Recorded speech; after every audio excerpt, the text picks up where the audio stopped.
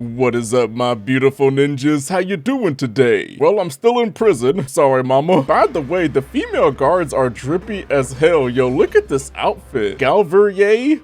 How the hell do you say that? Anyway, I don't know what the hell your name is, but damn, boo. Yes, I love black and red. Could you tell? Hey, you over there? Ooh. Hey, who you talking to, man? Yeah, you. Say, do you like playing card games? No. You know, like Genius Invocation TCG? Actually, to be honest, I forgot that was even part of the game. So even the prisoners play Yu-Gi-Oh? You TCG players are like mint in the wild, literally sprouting up everywhere. More like diseases, if you ask me. Hey, come on now. What's wrong with finding fellow invocation aficionados? Anyway, care to join me for a game? No thanks, we're busy with other things at the moment. Yeah, who the hell are you? Get away, get your hand away. Alright. No pressure. Goodbye. But why would you be looking for people to play Genius Invocation in a place like this? Don't people usually come here to fight? Whether you're throwing down cards or throwing punches, it's all a competition, isn't it? It's all the same in my eyes. There are lots of card players here in the fortress. When I saw you, I immediately thought, hey, even outsiders from other nations play cards. So I came over to say hi. Would you mind chatting with us for a moment? Oh, Lumine, what do we possibly have to speak to this man about? Sure. Great! Since you've been here longer than us, you need to flex your seniority a little bit, right? Maybe you could start by telling us newcomers some stories about this place. I thought you would have already heard everything by now. All right then, did you have anything specific in mind? Or do you want me to just pick a topic? Why don't you pick? We'll let you know if we've heard it already. I fail to see the point in all this. All right. Have you heard any strange rumors since you've arrived? Yes, like 3 of them. Then, did you know that there are some people who are always gossiping over in the corner? You mean like the one you're in right now? I didn't know that. Oh, come on, Lumine. There are 2 guys who are always skulking around in the corners of corridors gossiping. The bigger guy is Quisto, and the skinny one is Lavaroon. People call them the Bombshell Bros. Must got some big old titties. I never really found their gossip very mind-blowing. It's pretty much just the same stuff that I hear about when I'm at work every day. If you're interested, you can go talk with them. They tend to talk a lot of nonsense, but they aren't exactly bad. Good to know. Do you have anything else to tell us? Let me think.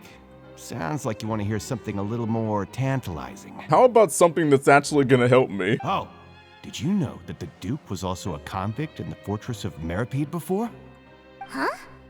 Wait, are you serious? Well, to be honest, it doesn't really surprise me. It'd be strange if he was promoted to leader from the outside. That's right. The Duke was an inmate just like you and me. Seems he was exiled here for committing some crime. Who knows how he ended up rising up to become the warden, though? He's friends with the head judge of the nation. To go from an ordinary inmate to becoming the manager of the whole place? I'm not gonna lie, I kinda respect that. By the way, do you happen to know anything about a forbidden zone? A forbidden zone? Sounds like something that someone just made up. I've never heard of that. Where did you hear about it? An untrustworthy magician. It's just a rumor we've been hearing, but no worries if you've never heard of it. Do you have anything else you can tell us? Anything else? Not that I can think of, but I'll be sure to tell you anything interesting I hear next time. You'll have to play a game of Genius Invocation with me first, though. No, get the hell away from me. There's a group of people over there. Let's go listen in. We're awfully nosy today. So I said, that's not a faucet. Hey, who are you two? Why'd you come over all of a sudden? No, please finish that sentence. I'd like to know. Sorry for eavesdropping. Sounds like you were talking about something private. What's the matter? They're just looking to join in on our fun, that's all. Fun that involves faucets. I don't think I should be here. Hey, don't pretend like it's okay for them to just interrupt us like that. Fine. You're lucky we don't mind extroverts that much. Thanks, you guys are really nice. So about that faucet that you 2 men were talking about in private. You hear that, Quisto? What nice! Oh, God. Your expressions tell me you're looking to hear some juicy info, am I right? But before that, it just so happens Then I know you two. So you know all about me and my juicy interests. Really? Are we that famous? You're kidding. How often does anyone get a personal tour led by His Grace himself? Practically everyone was talking about it. Word has it that you also caused quite the kerfuffle. Oh, it was just a little mistake. Oh, come on now. You know, it's kind of interesting. We're famous on the outside, and as soon as we get to a new area, we're also famous again. To be honest, I kind of would have liked being anonymous. A little mistake, huh? I like the way you put it. You see, people with a good attitude can join our group anytime, unlike some of the others here. Your group? I'm Quisto, and this is Lavaroon. People usually call us the Bombshell Bros, but don't worry. We're not playing with bombs or anything. It's just that our information is always so explosive, and we blow minds on the regular. Yes, I am also a fan of blowies. So, you two really like to gossip? Whew, you sure know how to embellish. No. You don't get it. Knowing intelligence will make things better for you here. For example, knowing who's working with whom, who has the latest rumors, who's not getting along. Wouldn't you like to know all that? Sure, fill us in. Oh, my Archon, I'd love to know. Please tell me. Oh, Lumi, why do you hurt me? Whoa, all this info's worth something, you know? You should prove you're worthy of it. I don't mind him. Quisto's always this way. Just play nice and say something to massage his ego. No, I do not want to rub this big boy. The welfare meals. Talk about the welfare meals. We ate the most incredible welfare meal. Oh, it's always about food. Right. That meal we had yesterday was super delicious. Paimon can still taste it whenever she closes her eyes. Is that so? To tell you the truth, I've been helping out with making those welfare meals. I've been working as a kitchen assistant for about a month and a half now. So are you the one that tried to poison me with the strange meat? Oh, so you're the one who made those delicious steaks. Amazing. You could be a professional chef. You are correct. I am a true professional. In fact, I even went to culinary school. But enough about that. And then went straight to prison. Since you like my cooking, I guess that means we share similar tastes. Listen carefully. This little bombshell will help you learn what's really going on here in the fortress. Huh? Deliveroon just winked at me. It seems he's saying, don't be upset, he's a good fellow. Listen, kids. The power structure within the fortress is quite complicated.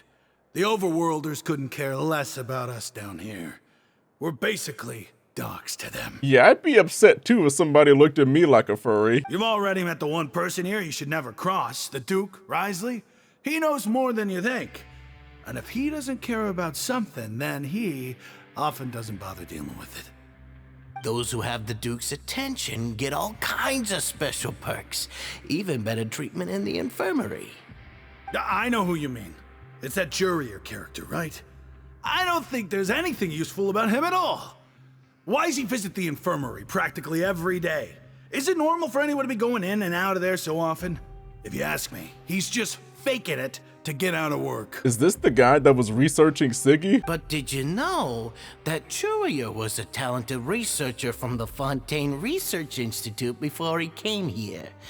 There's no denying that. Your accent confuses me. I don't care if he was a researcher that could turn dirt into Mora. Once you're in the fortress of Meripede, you're just another inmate like everybody else.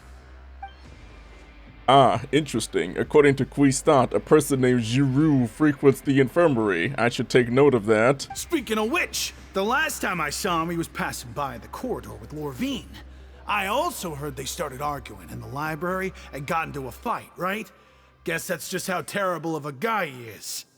You mean he hit a woman? Wow, I never imagined he was that bad. I mean, that's taking gender equality to the extreme, ain't it? But that Lorvine's also quite the odd one, you know? She's always gabbing away, got into a fight with a man, and she also got sent to the infirmary. Come to think of it, I always see her going to the sick bay every couple of days, too. Sounds sussy. Wait a second. You don't think? Do you think could it be that they're secretly meeting there to go on dates? But it's really hard to imagine. After all, I do remember seeing Lorvine beat Juria to a pulp that one time. And we might be overthinking things. So Giroux had a confrontation with a girl named Lorvine, who also frequently visits the infirmary. I'll remember that too. Are we even contributing to this conversation? Look, there are some people talking over there. Let's listen in on the conversation. What is wrong with us today?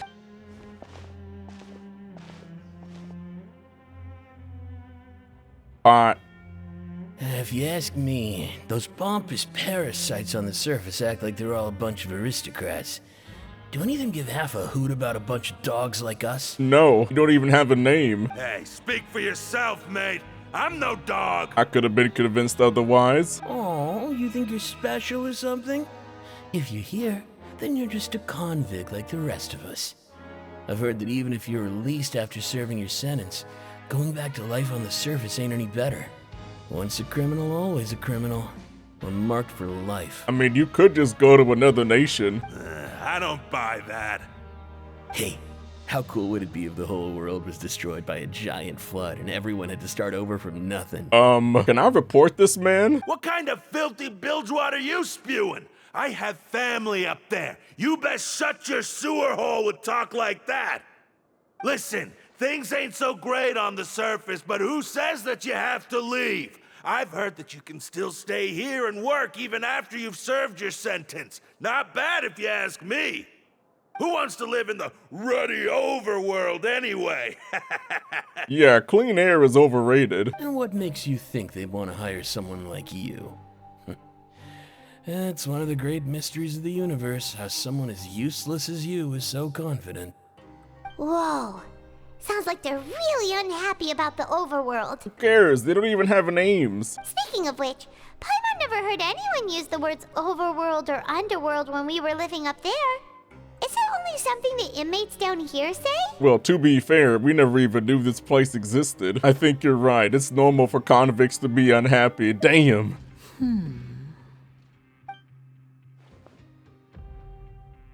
Huh?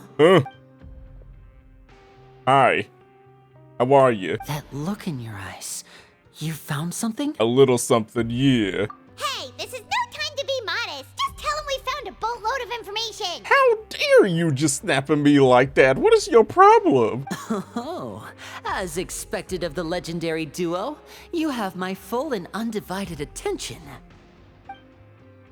You summarized your findings to Liney. I'd have never guessed that myself.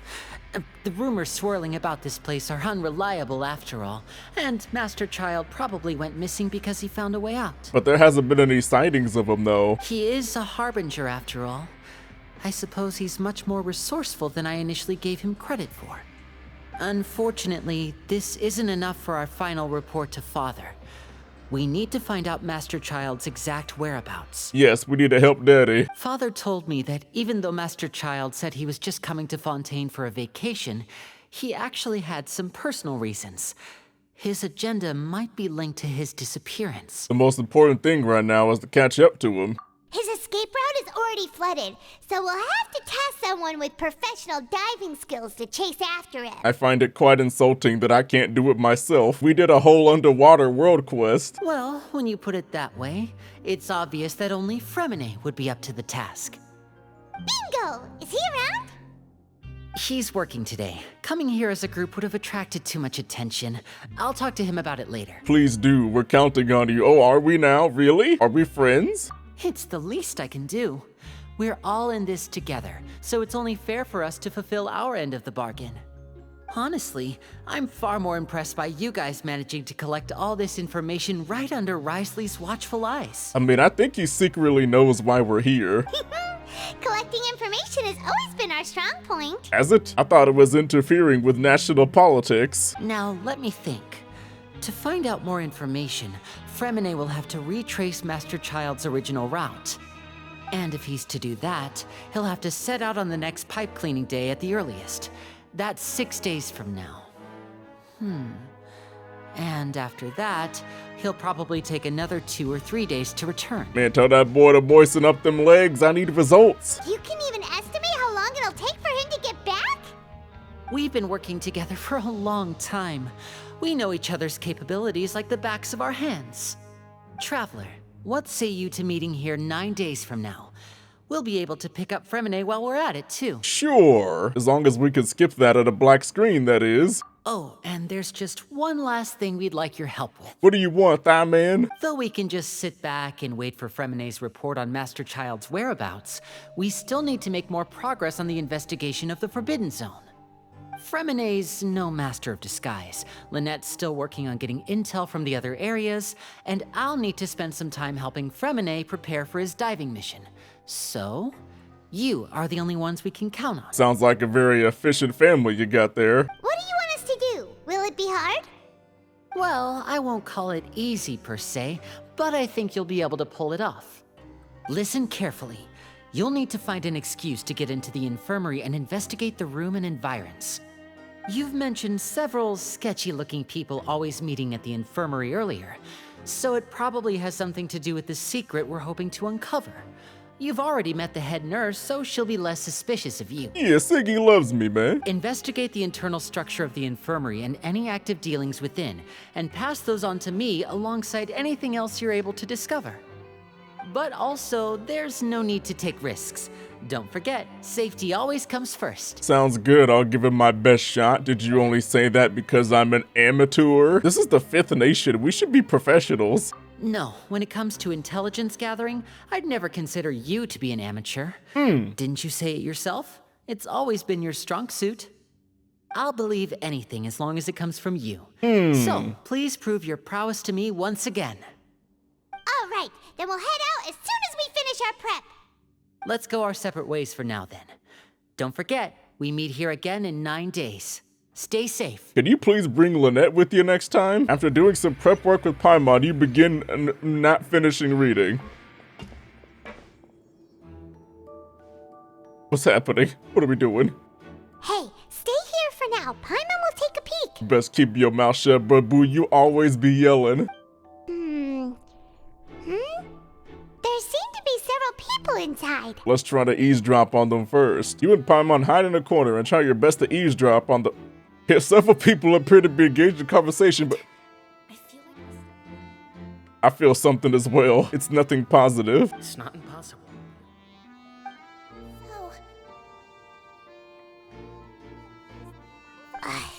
It's a bit hard to understand them from here. So, why don't we just try to talk to them in person? Let's go as soon as you're ready. Truly a master of espionage, Paimon. You nod and take a long deep breath before inhaling a large amount of vape. Okay? If you recall correctly, that portion is the result of a failed attempt at alchemy you once before. Oh no, Lumi's been vaping. Having given it a good whiff, you hand the potion back. Okay. Someone, please help! She's sick! I started vaping. Please save me before it's too late. Whoa, are you okay? Take my vape pen away. Oh my! What's wrong, little one? There's no need to panic. Take a deep breath before you begin. The traveler started complaining of a stomachache, and then nausea, and then collapsed onto the ground. Paimon doesn't know what to do. Freezing limbs, twitching fingers, and pale complexion.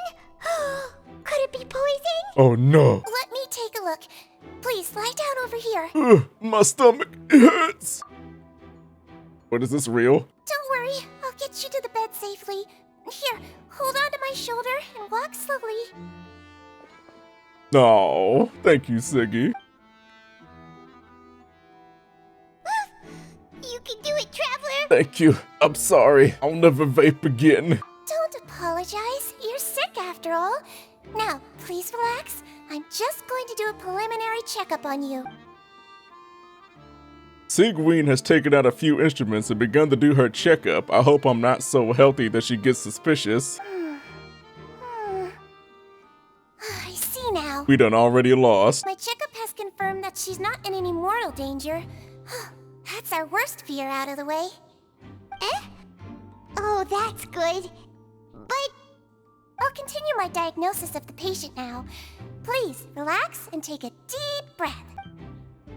Siggy's using her hands to palpate different areas on my abdomen. Seems like she's using elemental energy too. Her expression's growing more and more relaxed. Oh, we done already been caught.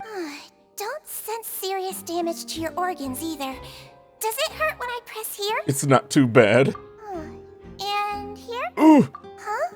But based on my initial checkup, there shouldn't be a problem here. Oh, how strange. Oh no, was my acting a bit over the top? What about here? Does this hurt? No, not really. Can barely feel it. Oh. I understand. So that's what it is. A serious case of capping. I think you just ate something that disagreed with you. That's all. Nothing too serious. Outside of a pretty bad stomachache when it decides to act up. So that's what it is. Thank goodness it's not anything more serious. The welfare meals are working as intended. And there have been other inmates complaining about the food recently. I'll inform our head chef, Mr. Woolsey, of this problem as soon as possible. Fire his ass. Congratulations! The health risk is incredibly low, so you should recover within a couple days. Why don't you take a rest here while I go get some medicine for you? Oh, Siggy's so cute. Miss Levine, I'll have to trouble you to help me look after this new patient while I'm gone. Very well. And she hopped away just like that. Phew, this infiltration mission is going much more smoothly than I imagined. Next, there were only 2 people left in the room. Siggy just called that woman Lorvine, so she has to be one of those frequent visitors to the infirmary I've heard of before. Would that mean the man next to her is Jean then? Hello. So how are you feeling now? Nothing, Dajobu. I can't keep staring at her. It'll draw unwanted attention. That guy also seems to have noticed. Now he's looking in my direction too. Her stomach aches really bad. She was stumbling about the whole way here, so Paimon's really worried. If Miss Sijuin says it's not a serious problem, then there's no need to worry. She's the best medic we've got down here. But it also looks like she's the only medic you've got down here. Damn. Well, that's true. What do you mean, that's true?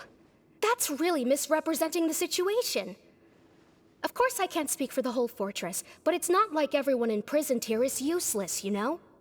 Though they may have committed crimes and gotten locked up here as a result, they still know a thing or two about medicine, and they help Miss Sijuin take care of the sick and injured. Yeah, you're right. But did you have to lecture me about it in front of another patient? Aren't you a patient too? Where did all your energy come from? That's correct. Sorry, I got a bit ahead of myself. Wait a minute, are they faking it too? Perhaps we could work together. Are you two also sick? We've been sick a while. I come back every once in a while for checkups, and to pick up the medicines Miss Sijuin prescribes for us. That's just the nature of chronic illnesses. As for her, you could say she fancies herself as Miss Sijuin's capable helper because she learned a bit of medical knowledge ages ago.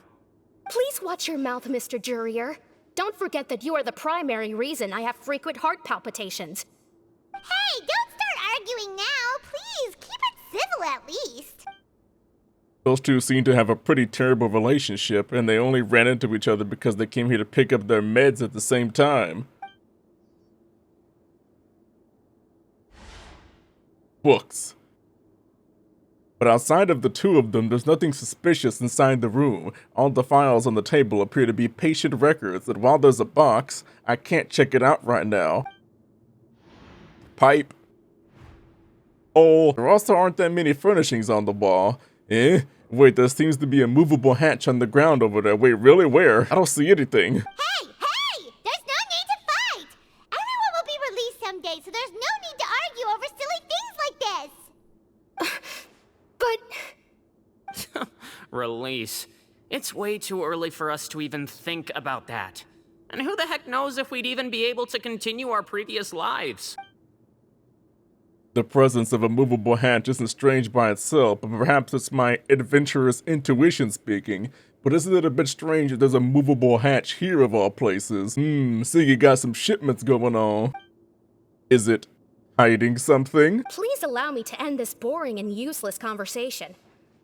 Oh, and Mr. Jurier, I don't want to see your face here again anytime soon. But all you gotta do is take off your glasses. And same to you, Miss Lorvine. Anyway, that was more than enough rest for me, so I'm going to get out of this excessively noisy place. See you later, everyone. He just slowly walked off like that? That's just what he's like. I'm sorry you had to see all of that. I'm Lorvine, and that's... Well, his name is Jurier, but I hope you'll never have cause to remember his name. Well, luckily for you, I probably won't, but damn. You really can't stand him, huh? I mean, can you blame me? Who would like someone who's as arrogant and obsessed with weird research topics as he is? But there's no need to keep dwelling on him. I'll accompany you two for a while. Miss Seishween should be back soon, and I'm sure you'll feel better as soon as you've had some of her medicine. Thank you for looking after me. No, it's nothing. Okay. I'm back! Did you rest like you promised? Siggy! Thank you for getting our medicine, Miss Seishween. Did you all cooperate with your bed rest? I trust that nobody got up to walk around. Good. Here, this should be 2 days' worth of medicine for you. Take 1 pill now, and then continue your bed rest. Wait a minute, I don't actually need this. Is this gonna hurt me?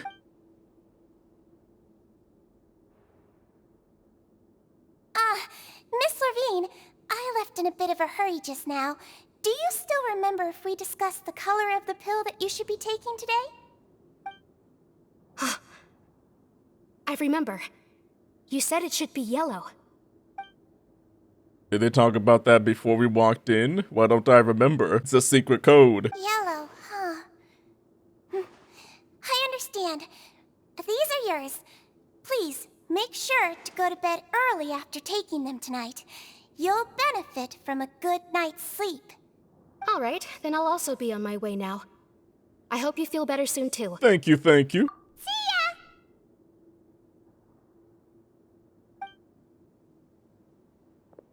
I'm going to fill out your medical record now. You're widely known as the Traveler, right? I just want to double-check a few details, if that's all right with you. Those two made quite the commotion just now, so why don't we let the Traveler rest? Paimon can answer the questions instead. Yes, my mouth is very inconsistent. So her primary symptoms are abdominal pain, with secondary symptoms of nausea. Is there anything else? That's it. All right then. Is there anything we should know besides to take the meds? No, her base constitution is quite good, so I'm sure she'll recover quite quickly after taking the medicine. Please, make sure to stick to bland or less stimulating foods. And don't stay up too late at night. But I always eat Takis and stay up until 2 a.m. Got it. Paimon will hold the Traveler to that for sure. You're not taking my Takis from me. Siggy's still looking at me. I should just try to take a nap like she said. Oh, you're going to take a nap already? Okay then, you get some rest. You move yourself to a regular patient's bed and relax completely. You could still, however, catch some hits. We've been to lots of places together. She may look a bit under the weather now, but she's actually super strong. I never realized just how small Paimon really is. Oh, so you're the best of companions. Well, don't worry, she'll recover soon. Companion. That word brings a wave of I can't read. Siggy? Hello? Am I caught yet? How do you feel? You slept for a really long time, but we never left. I feel a lot better. Thank you both. Well, now you can go back without a worry in the world. Remember to take your meds regularly, and remember bland foods. No, I will never give up my Takis. Thank you, Miss Seishween. You really are something. To be able to fall asleep like that and even sleep talk the entire time, you scared Paimon half to death. Did I say anything I shouldn't have? No, but you kept mumbling things along the lines of, Pyron, go take my grilled fish and put down the Adeptus Temptation now. I mean, that does look pretty good, though. Paimon talked with Seishween the entire time you were asleep. She seems like she's just a sincere nurse, and Paimon didn't notice anything unusual in the room. Are you sure we're not going off track with the infirmary? Are we really off track, though? There are still a few weird things about that place. That movable hatch on the ground, as well as the questions Siggy asked Lorvine, and also, were they really talking about their meds before we walked in? Oh, and was Lorvine and Giroux's argument genuine, or were they just putting on a show? Yo, Paimon, listen up. Whoa, you really are super thorough. All those tiny little suspicious things that Paimon didn't even pick up on. We've gotta give the info to Linny. How funny would it be if these rooms were tapped? Over the next few days, you and Paimon work at your stations as normal. During your shifts, however, you manage to find opportunities to write keywords relating to your situation on a piece of paper. Oh my god, I could read it in time.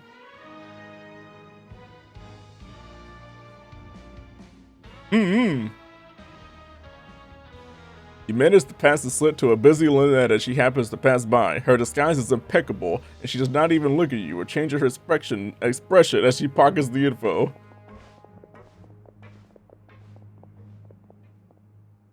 And finally, the promised 9th day arrives.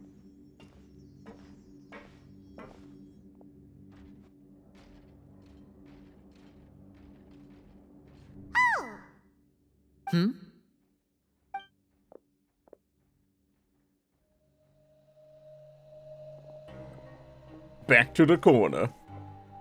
Did you two run into any trouble over the past few days? No, we just worked our shifts according to the schedule. Nothing weird happened. I almost died from vaping. That's good. That means you didn't raise any suspicions when you infiltrated the infirmary. We've taken a look at the slip you've sent. Fremine successfully left the grounds via the pipes 2 days ago, and as of last night, Lynette has also infiltrated the infirmary after faking an illness. Wait, why is she getting involved as well? You already went above and beyond when you scoped out the infirmary. To put it more bluntly, even if we were to view that as something you did in exchange for Fremine's help, you've already done more than enough. Infiltrating a guarded stronghold is a different kind of job from a one-off investigation. We want to avoid using the same faces over and over and reduce the amount of suspicion that will fall on any given person. Lynette also felt like you have already taken the first step for us, so she should be the one to finish the job. Damn, what have y'all been doing this whole time then? So that's what Lynette thinks. Oh, Paimon hopes everything's going well for her. Yeah, I'm not opposed to helping you. Oh, Illumi, please. Perhaps that's true. You are both very good people, and we've come to appreciate that more than anyone else. Unfortunately, there's still one thing that could get between us, lest you've forgotten. The matter of our respective loyalties. Oh, no, I'm cool with Daddy. The Arlecchino be thick. You've mentioned before that you've had some run-ins with the Fatui. I can understand that feeling, so I assume you're just helping us out of the kindness of your hearts? Well, everyone could use some more friends. We'll be counting on you to help us in the future, too. Since I see you as friends, then it's even more important for us to protect you from any peril. Fremine and Lynette feel the same way. I get it now. Glad to hear it. Then, let's go check on Lynette before Fremine returns. If everything went well, then she should be wrapping up her investigation right about now. Is now really a good time to go over? According to my observations, Sijuin always spends around half an hour away from the infirmary right before lunch. Lynette knows this as well, so this should be a good time to meet up with her. Oh yeah, we heard about that too. Also, I'm her brother, remember? It's only natural for an older brother to care about his younger sister's well-being. If only you inherited the fabled kitty ears. Lynette should be here right now. She did. Strange. Lynette? As expected, Sijuin isn't here, but why isn't Lynette here? Could she have found a lead and left to follow it? No, Lynette rarely deviates from the plan. We agreed that if she were to make changes on the fly, she'd find a way to let me know. Unless... Let's see if there are any clues around here. We can look while we wait for her. Who knows? Maybe she'll be back soon. It's over. There are some books here and a few files. They all look like medical records. Advanced nursing, how to raise the spirit of your patients, a quick guide to the psychology of emotions, and the meaning of laughter. These sure are some interesting books. Who knew Sijuin would be interested in these kinds of things? I thought she was a very nice little lady. She even has books on understanding people's motivations and feelings. Is it because she's a Melusine? Or does she have a need to understand her patient's emotional state? Probably both, to be honest. Seems quite normal to me. These are skills that would come in handy for a nurse from time to time. None of the beds have any signs of having been slept in. Except that one over there. That's the one Lynette must have used, right? You said she was pretending to be sick. she would have said her migraine was having a particularly bad flare-up. Generally speaking, the head nurse would then ask her to lie down and rest while she left to retrieve the medication. But this bed is still unmade. Which means either the head nurse didn't return the entire time from when Lynette laid down up until she left the bed, or the nurse intentionally left it this way. Oh no, that's not a good sign. We gotta save Kitty Lady. Ah, this is it! We saw it before! Wait, this thing?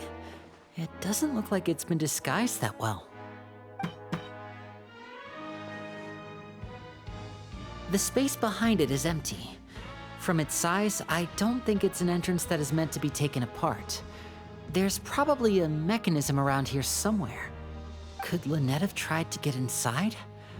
But if that's the case, she would have contacted me for sure. We've been made. Let's look around here for some more clues. Don't panic, just take another look. It's all going to hell. The look on Lenny's face. He's definitely beginning to panic. Don't panic. He probably said that subconsciously more for himself than anything else. Hey, you guys, there's a slip of paper over here! A slip of paper? It's right over here, and there's a bunch written on it too. It reads, "Out of respect for your usual practices, I'll use a piece of paper or card as the medium to pass on my message. You may consider this as me giving you my best regards." This is... What? Is that all? Is there anything on the back? The back. This is... Show me! Now! What's happening? That look on your face. Paimon's reading it now. Would you care to guess where Miss Lynette of the Fatui could be right now? Oh no. No. Could she have... Is she already... Wriothesley. Did he deliberately leave the infirmary unguarded to use it as bait? Wait, you mean he was aware of our goals from the very beginning? But why? We didn't run into any trouble last time, and he also never reached out to us since. Why would he choose to act during our second infiltration attempt instead of the first? Yes, that is a crucial question. Wriothesley, he doesn't do anything without a clear goal or reason. So this means he had no concerns about your activities from the very beginning. You're not from the same camp as us. You were sent down here by Nervulet, so you have no conflict of interest with Wriothesley. We're a completely different story, though. Why did he only go after Lynette? I'd like to know that, too.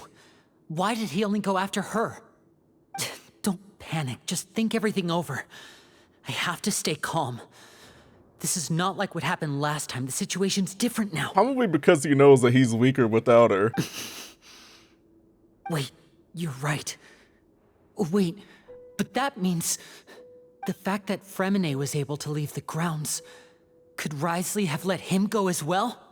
But what does he gain by letting Fremine leave like that? I get it now. Wait, we do? He deliberately made them both disappear. So he's challenging me and trying to provoke me, I'm sure of it. We never should have sent out Fremine. We had to go through all that trouble to find an opening to sneak him around the guards and into the pipe, and we even thought luck was on our side. If Wriothesley let him leave on purpose, then he's probably in a terrible spot now as well. Lenny's getting more and more panicked. We have to calm him down. Lenny, calm down. I think that's the worst thing to say to someone when they're panicking. Don't be like this, Lenny. Fremine wouldn't have left if we hadn't told you about Child. That was our fault. No, I'm the leader of this operation, and I'm the one responsible for this team. I was the one who failed to protect them. I'll go talk to Wriothesley. Hey, don't be reckless! Traveler, please talk some sense into him. I simply cannot allow Lynette to be abducted again. I have to go. I'll find a way to get them back. Bruh, the nation of tears strikes again.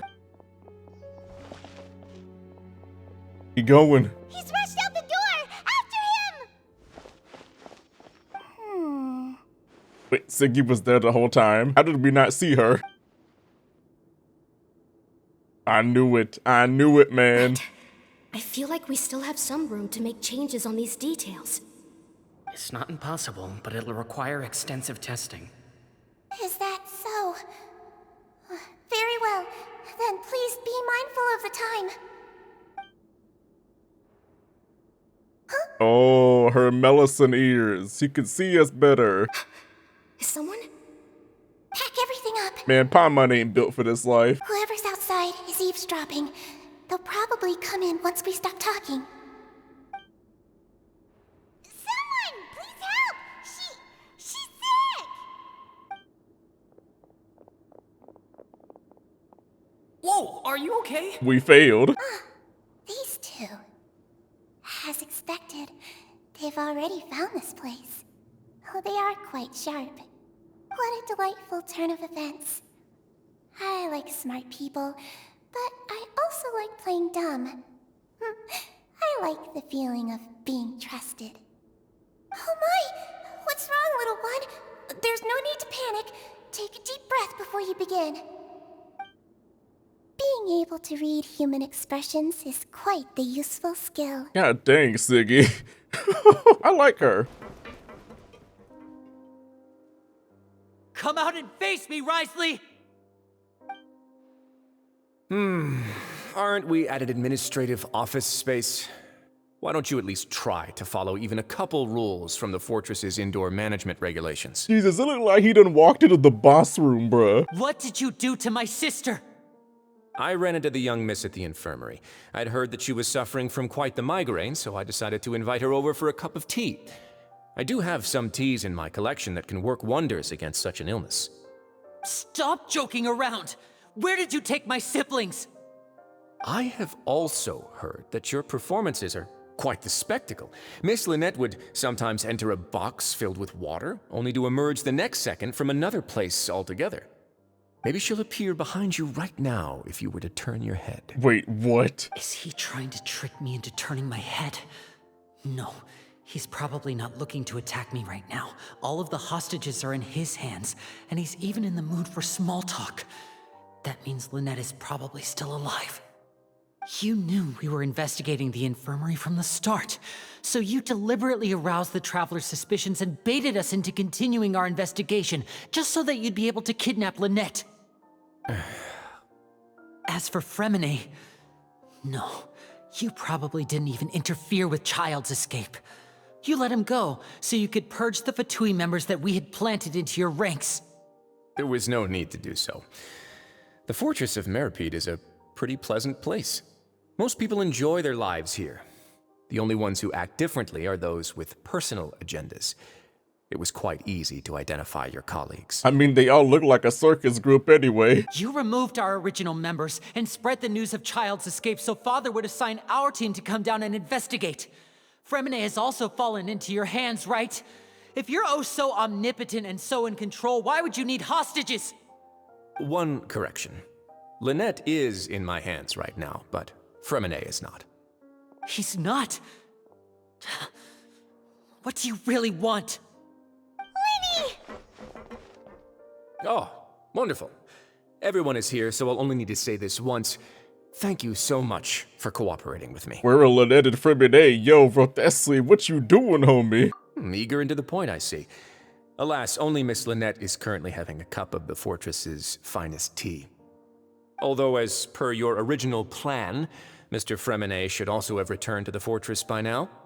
But he has neither shown up within my gates, nor has he been taken into any kind of custody. So where do you think he may be right now? Wait, you can't mean... You locked him outside in the sea? They shut the gate on his ass. I closed the fortress's gate to the outside world. That's all. Fremine's a star diver, so he should be fine, right? No, we're still here, so he definitely tried to find a way to come back for us. So we can't assume he might have made a break for the surface. But why would I do this, you may be asking? To have an audience with you, of course. My intel tells me that Mr. Linney is a great magician, so it's only natural for me to want to have some cards of my own when it comes to negotiating. Besides, I do recall you mentioning to Miss Lynette that you've always wanted to have a face-to-face meeting with the Lord of the Fortress of Meripede, regardless of whether it was in a personal or a professional capacity. Well, you got your wish. So, You've been keeping tabs on us before we even set foot in the fortress. I mean, Nuvi did tell us that he knew everything on the outside. Some of my folks just happened to hear a thing or two, that's all. In any case, I will be straight with you. I was willing to play dumb and turn a blind eye, so we had a pleasant few days playing games together here. But once you started focusing on the Forbidden Zone, all of that changed. Mr. Linney, the cards are stacked against you right now. Miss Lynette is in my hands, and Mr. Fremenet is still slowly being pickled out there in the brine. You know just as well as I that he cannot last out there forever. You need do but one thing to guarantee their safety. I would like you to contact your superior, and ideally invite her over for a cup of tea with me. Wait a minute, you trying to summon Daddy? Yes, I endorse this. Well, except without the whole killing Fremenet thing, but bring Papa here. You want to see Father? But why should she bother giving you an audience? Well, if she cares for the well-being of her dearest children, she should have plenty of motivation to join me for a parents' evening. I've heard that the bonds between the members of the House of the Hearth are like the bonds of family. I don't see why she would refuse. Why did you think Father sent us to handle the Fortress of Meripede? This place is basically a no-man's land. It wouldn't be fitting for anyone as important as a harbinger like Father to come here in person. Oh, I see. So it's because she doesn't care for my place here. That's such a shame. After all, I've amassed quite the tea collection. I was looking forward to sharing it with her. Both Monsieur Neuvillette and Lady Farina have already received many samples as gifts. Was this the extent of your master plan to get to Father? No matter how much pressure you may put on me, I won't allow you to use us to blackmail her. You people really are difficult to get along with. All I'm asking for is a face-to-face conversation. Does she truly have no interest in the fortress's secret? Mr. Linney, you have one last chance to invite your father here. If you refuse... Hey, take the deal, man. It's gonna be fine. Lenny! Why do you have to do this, man? Instead of asking why I'm doing this, why don't you try to see things from my perspective for a second? From the very beginning, the Fatui has been actively infiltrating my fortress. I gave you a warning by cutting off the first few operatives I found, but that only caused you to double down. Had you given up on the fortress then and there, I'd have no reason to want to talk. Mr. Fremenet left the fortress on his own, and Miss Lynette tried to pry out my secrets right in front of me. No matter how you look at it, the responsibility for this falls on you. I shouldn't ask Father to do anything because of us. 6, 5... Wait, 2, 1. Time's up.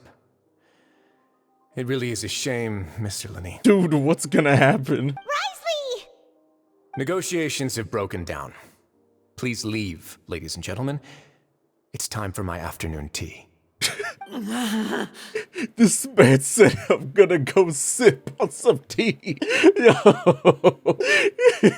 Please wait, can we really not talk about this some more? Hey, yo, you a savage, man. Yeah, listen to the Traveler. If you can't talk to Lenny, can you at least talk to us? You do realize that I'm only letting you go because of Neuvillette, yes? You're here helping him out, and I've already done my best to stay out of your way.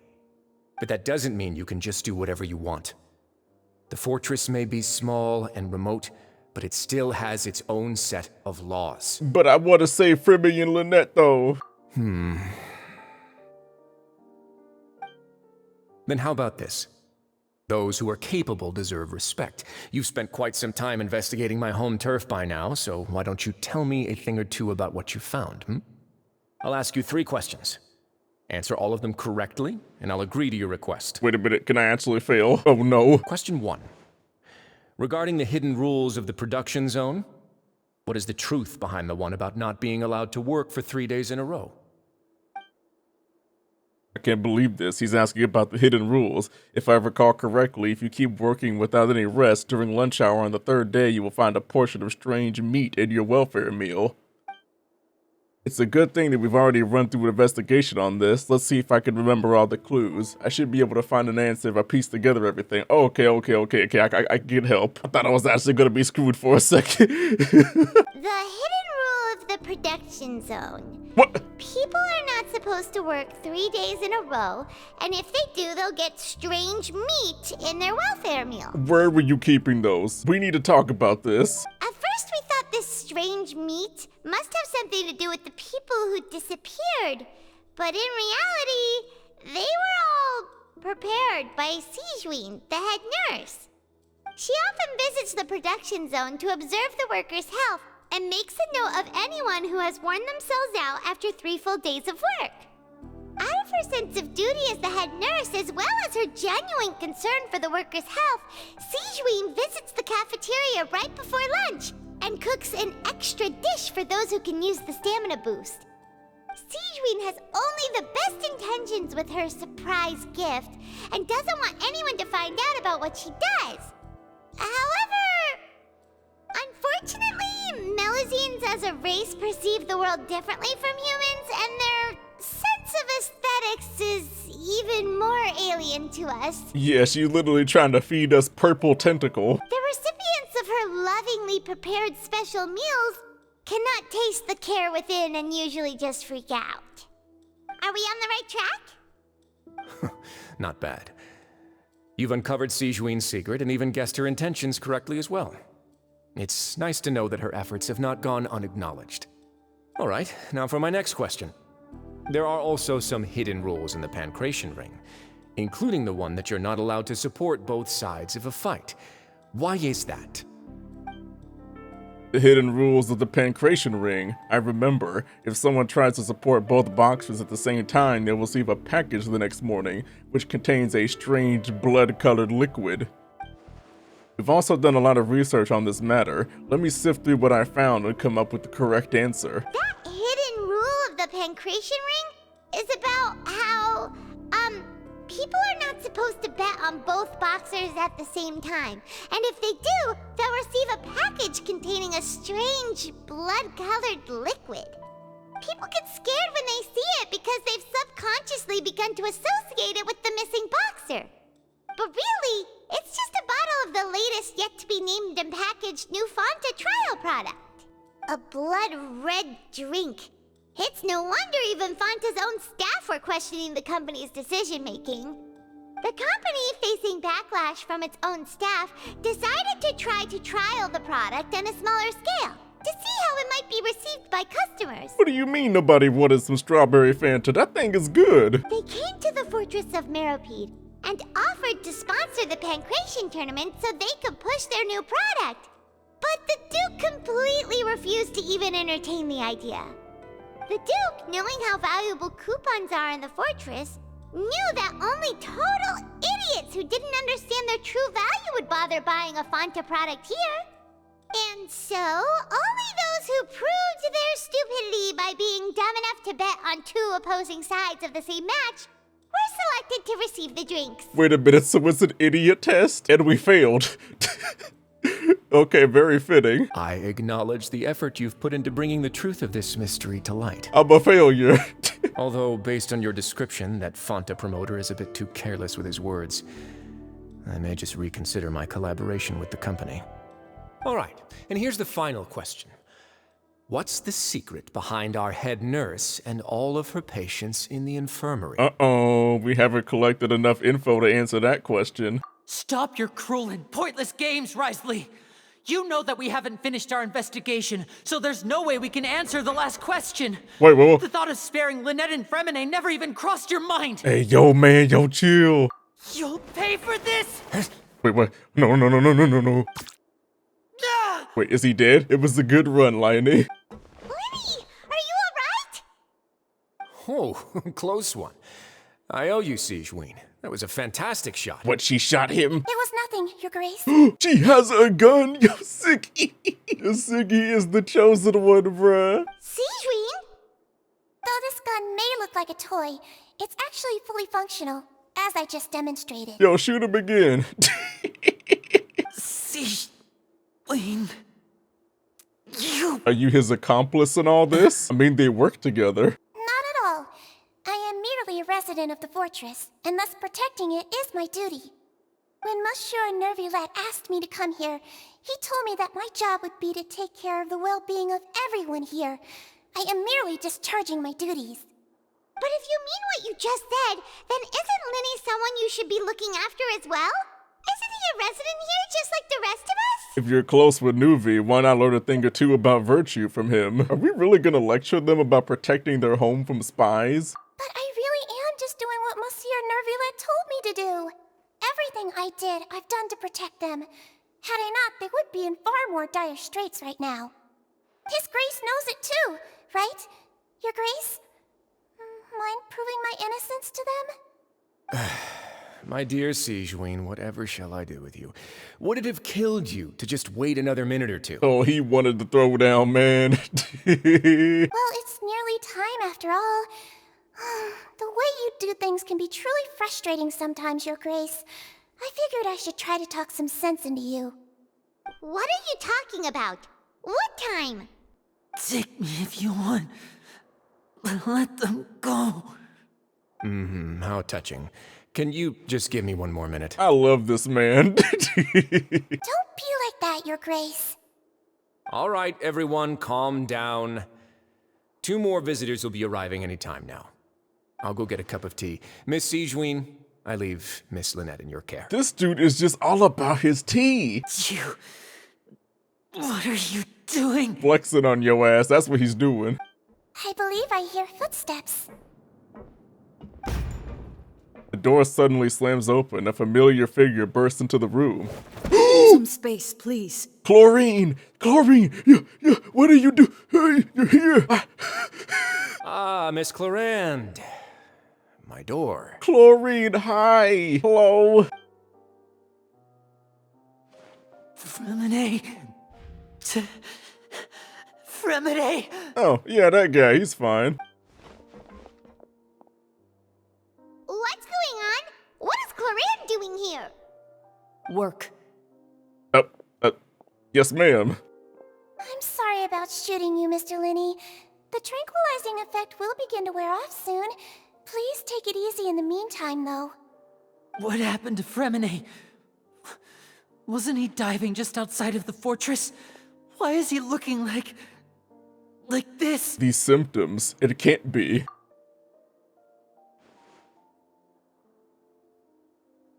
A flushed face, an accelerated pulse. He must have consumed primordial seawater. Oh, what the hell? Okay, I gotta stop playing. What do, bruh? He gonna die. What did you say? Please, make some space. I'll need to give Mr. Fremine a more thorough checkup. Your Grace, I'll leave the rest to you. I'll talk to Clorinde while you get Fremine to where he needs to be. Everything else can wait. Dude, he drank the melting water? Bruh, he's done. What's that look on your face? I thought I made good time on the way back. Oh, I'm just admiring your punctuality. Had you arrived just a few minutes later, Sigewinne may have been forced to shoot Mr. Linny again. How's the situation out there? The water has changed. It's pretty much as expected. The concentration of primordial seawater has increased significantly. Oh, wait a minute, that's the prophecy. The primordial seawater is gonna spread everywhere and they'll all melt and die. I was only out there a short time, so it wasn't too bad. But if one were to stay for any significant amount of time, well, you can see how that boy's doing. Where was he when you found him? The abandoned zone at the end of the pipes. A good distance into the water. Closer than I thought. He must have recognized it early on and tried desperately to swim back. Locking the door was necessary. I don't think we could have saved 2. Well, I did try to convince him that I had my reasons. Never seems to work, though. It would probably work on Neuvillette. He has a knack for picking out who had good intentions, even when the outcomes were all terrible. That's a bad sign if you're having to plead your case to Neuvillette. Want some tea? My man, how? Who made you this way? Not particularly. If you want to drink some that badly, just say so. Fine, I'd like to get some tea. Want me to get you a cup too, since I've already made it? Might as well then, I suppose.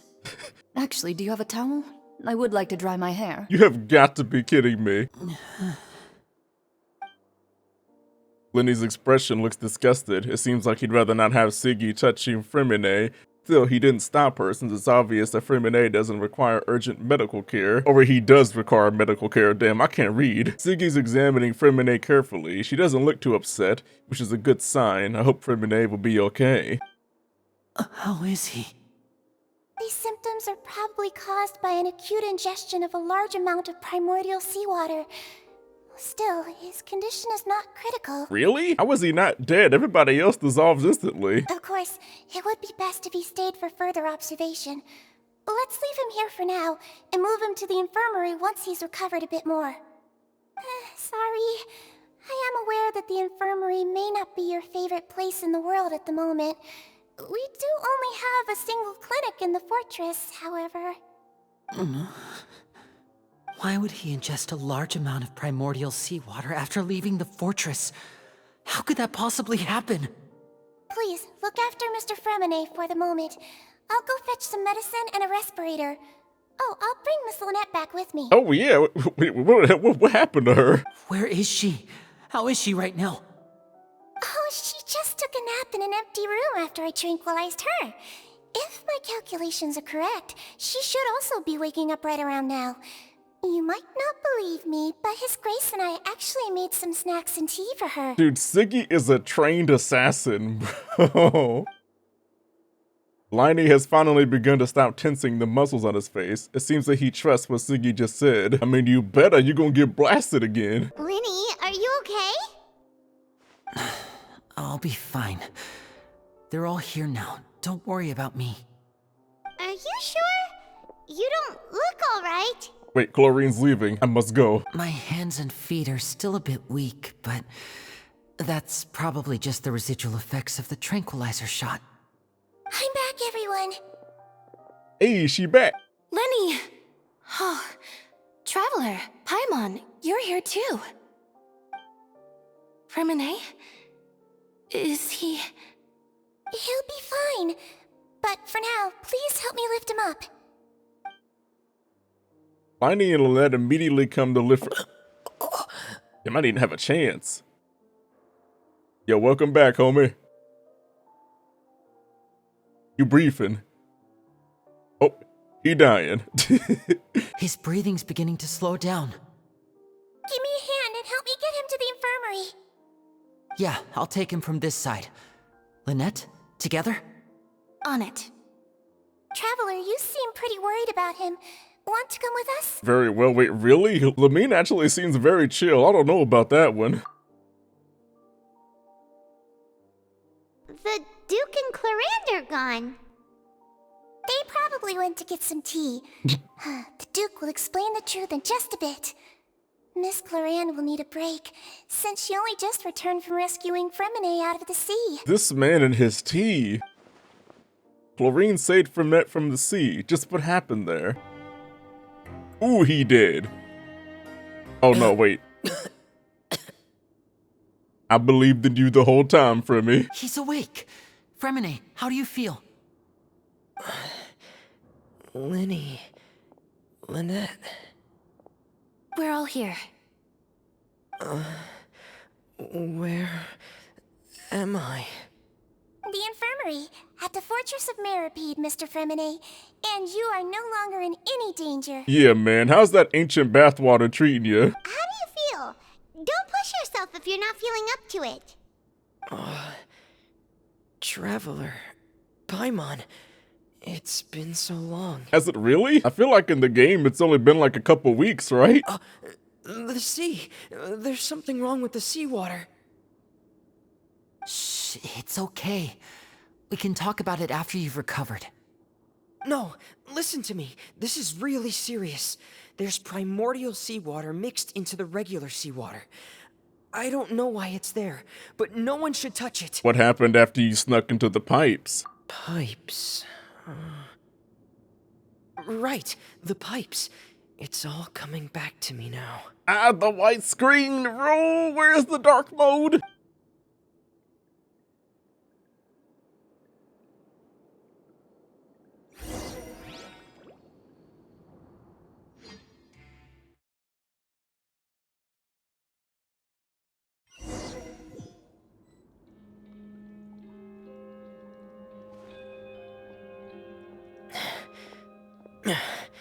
I'm in.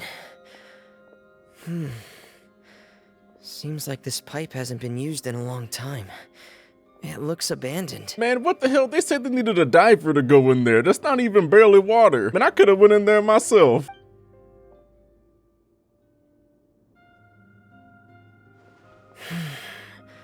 Where could Master Child be? I swear to God, every trial character in the story uses noblesse. Every single one. Wait, what the? Uh-oh. But he choking. My heart is racing, and it's getting harder and harder to breathe. What's going on? No good. I have to get back. They still don't know anything about what's going on. If I turn back right now, I should still be able to make it. Nah, it's over, man. Wait, how did they even find him? I can't die here.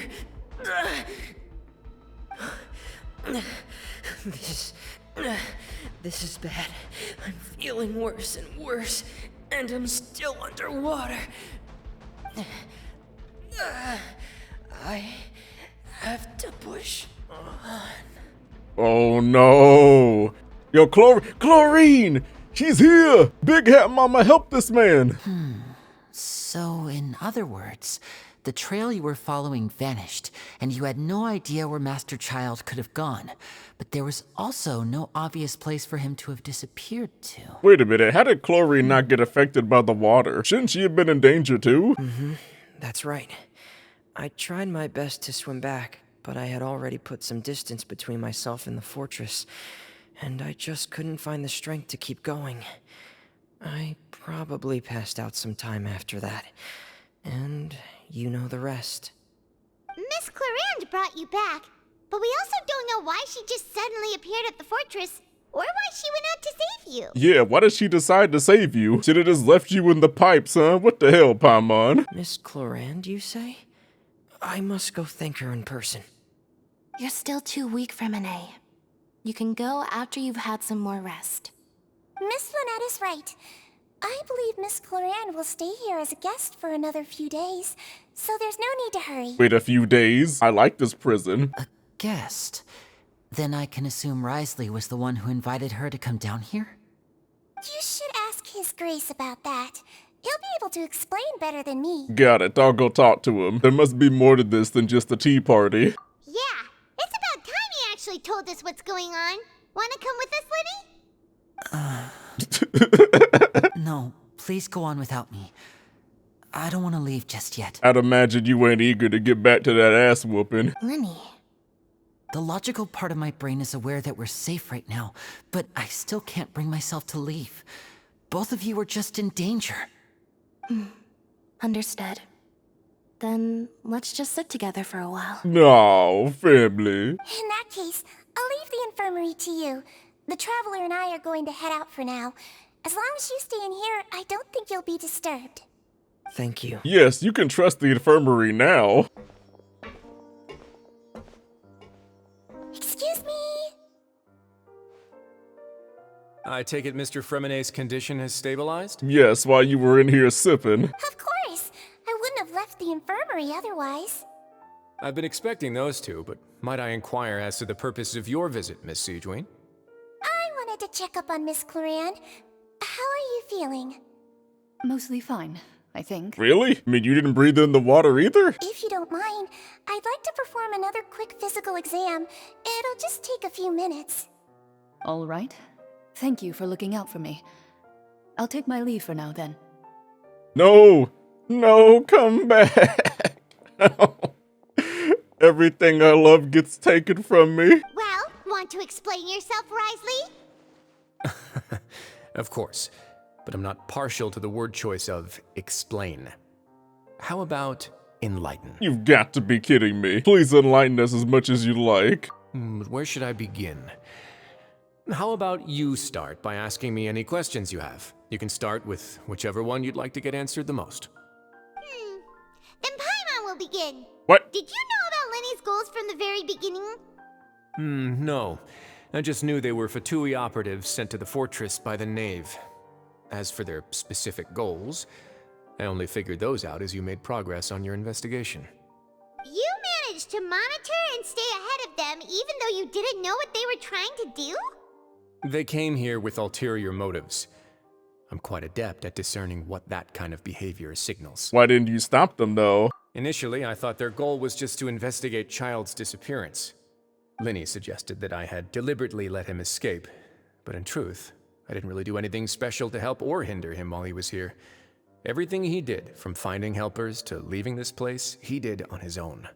Of course, it's inevitable that the Knave would make a big deal out of her fellow Harbinger's unexplained disappearance. I'm also quite curious about where that Harbinger went, so I figured I might as well let the Fatui do their own investigative work. All I care about is the answer. I'm telling you, man, it's gotta be Skirk. So you were hoping Linny's group would just do your work for you. You make it sound like that's a bad thing. Unfortunately, things didn't go as planned. I assume that Fremine has told you already, the ratio of primordial seawater around the fortress of Meripede is on the rise. The Forbidden Zone has always been Linny's target, and you got roped into that investigation after running into him. I began to intervene out of concern for your safety, and also to prevent the fortress from becoming entangled in more irksome matters. Wait a minute, so was the Forbidden Zone contaminated by the seawater? Are the rumors true? That you're also a former criminal? Now, why would you put it like that? Isn't staying here all day and serving as the manager of the fortress a kind of sentence unto itself? Another form of prison? I just happen to have some support from the rest of the inmates. That's all. Damn, so you were just involuntarily elected? Oh, right. Paimon wanted to ask, who invited Cloran down here? Me, of course. I paid her good mora to come down to the fortress for some field work. Man, all I got from this was a bait cake. As a champion duelist, Miss Cloran could be considered to be an independent party. I needed to find an exceptionally capable person to help me get through the impending crisis. And saving Fremine was part of that crisis? You can think of it like that, yes. Credit where credit is due, that boy is quite adept at diving. Had conditions not been as hostile as they were, he probably would have found the missing Harbinger already. So the Forbidden Zone really exists? What's inside of it? That's not something you should be asking after. Excuse me? Neuvillette only asked you to investigate Child's whereabouts. Oh, come on, what if he's in there? All I need to prove to you is that the Forbidden Zone had nothing to do with the Harbinger's disappearance.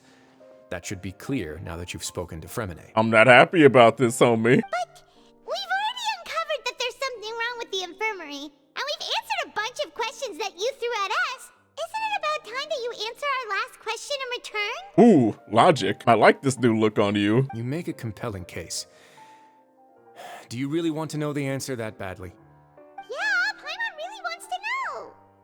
Even if the truth may not be pleasant? I mean, the truth really is, so yes. Follow me. Finally, some answers.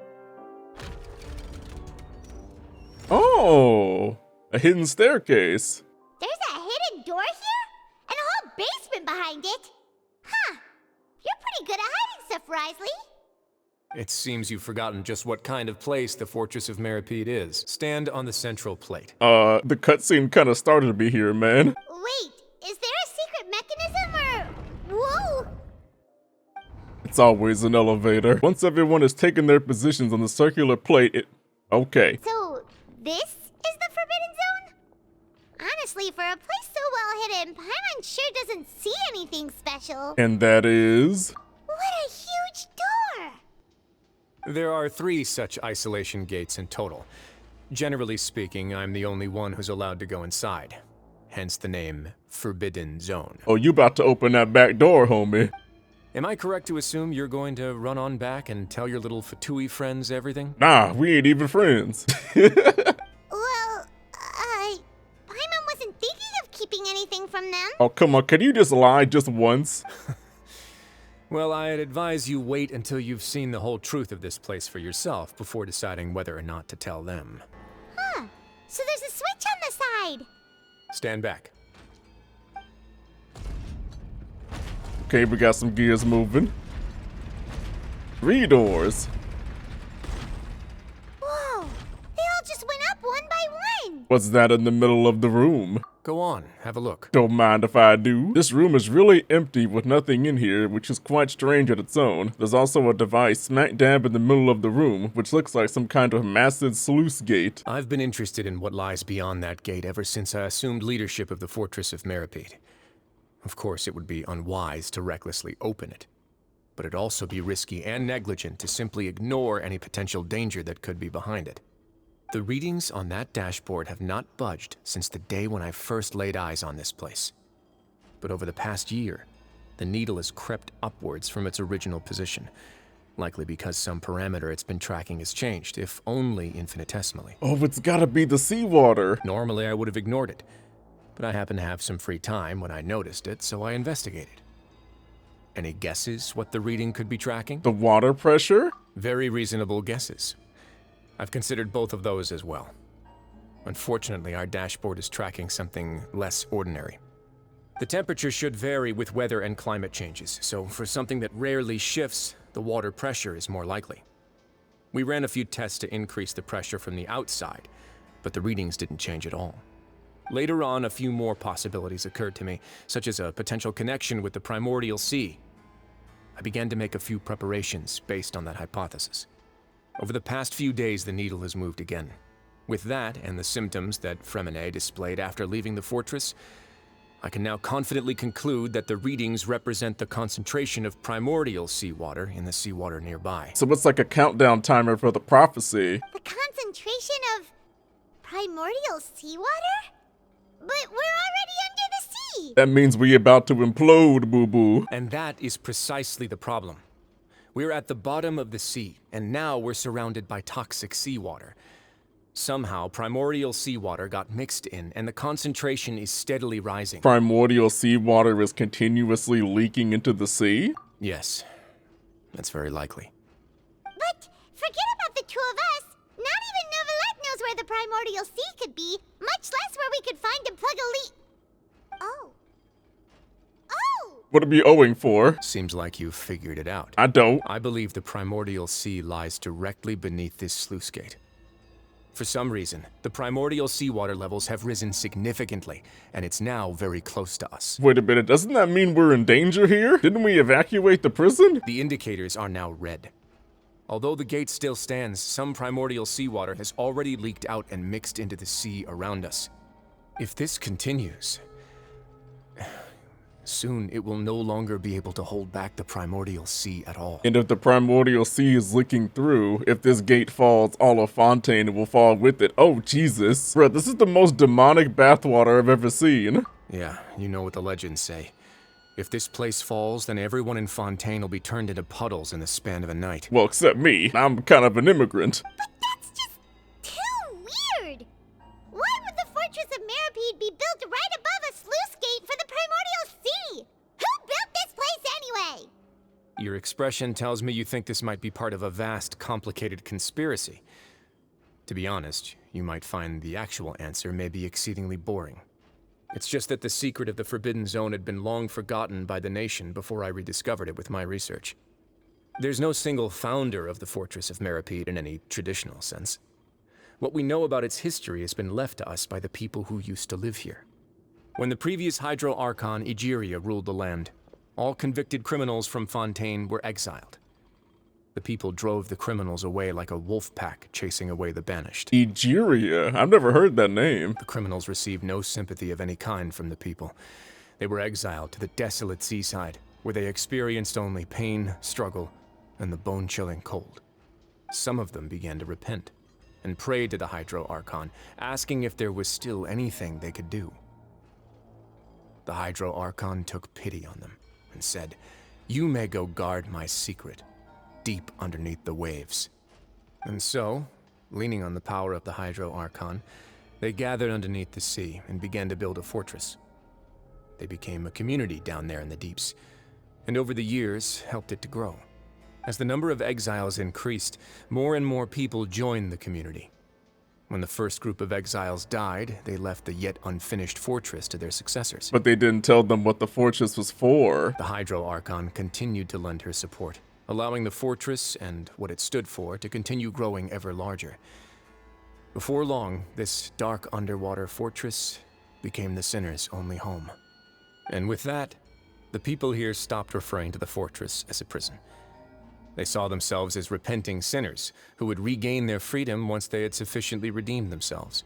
But as time went on, people also realized that the fortress was a lonely place. Once they had gotten used to life here, they could no longer feel comfortable living in the overworld.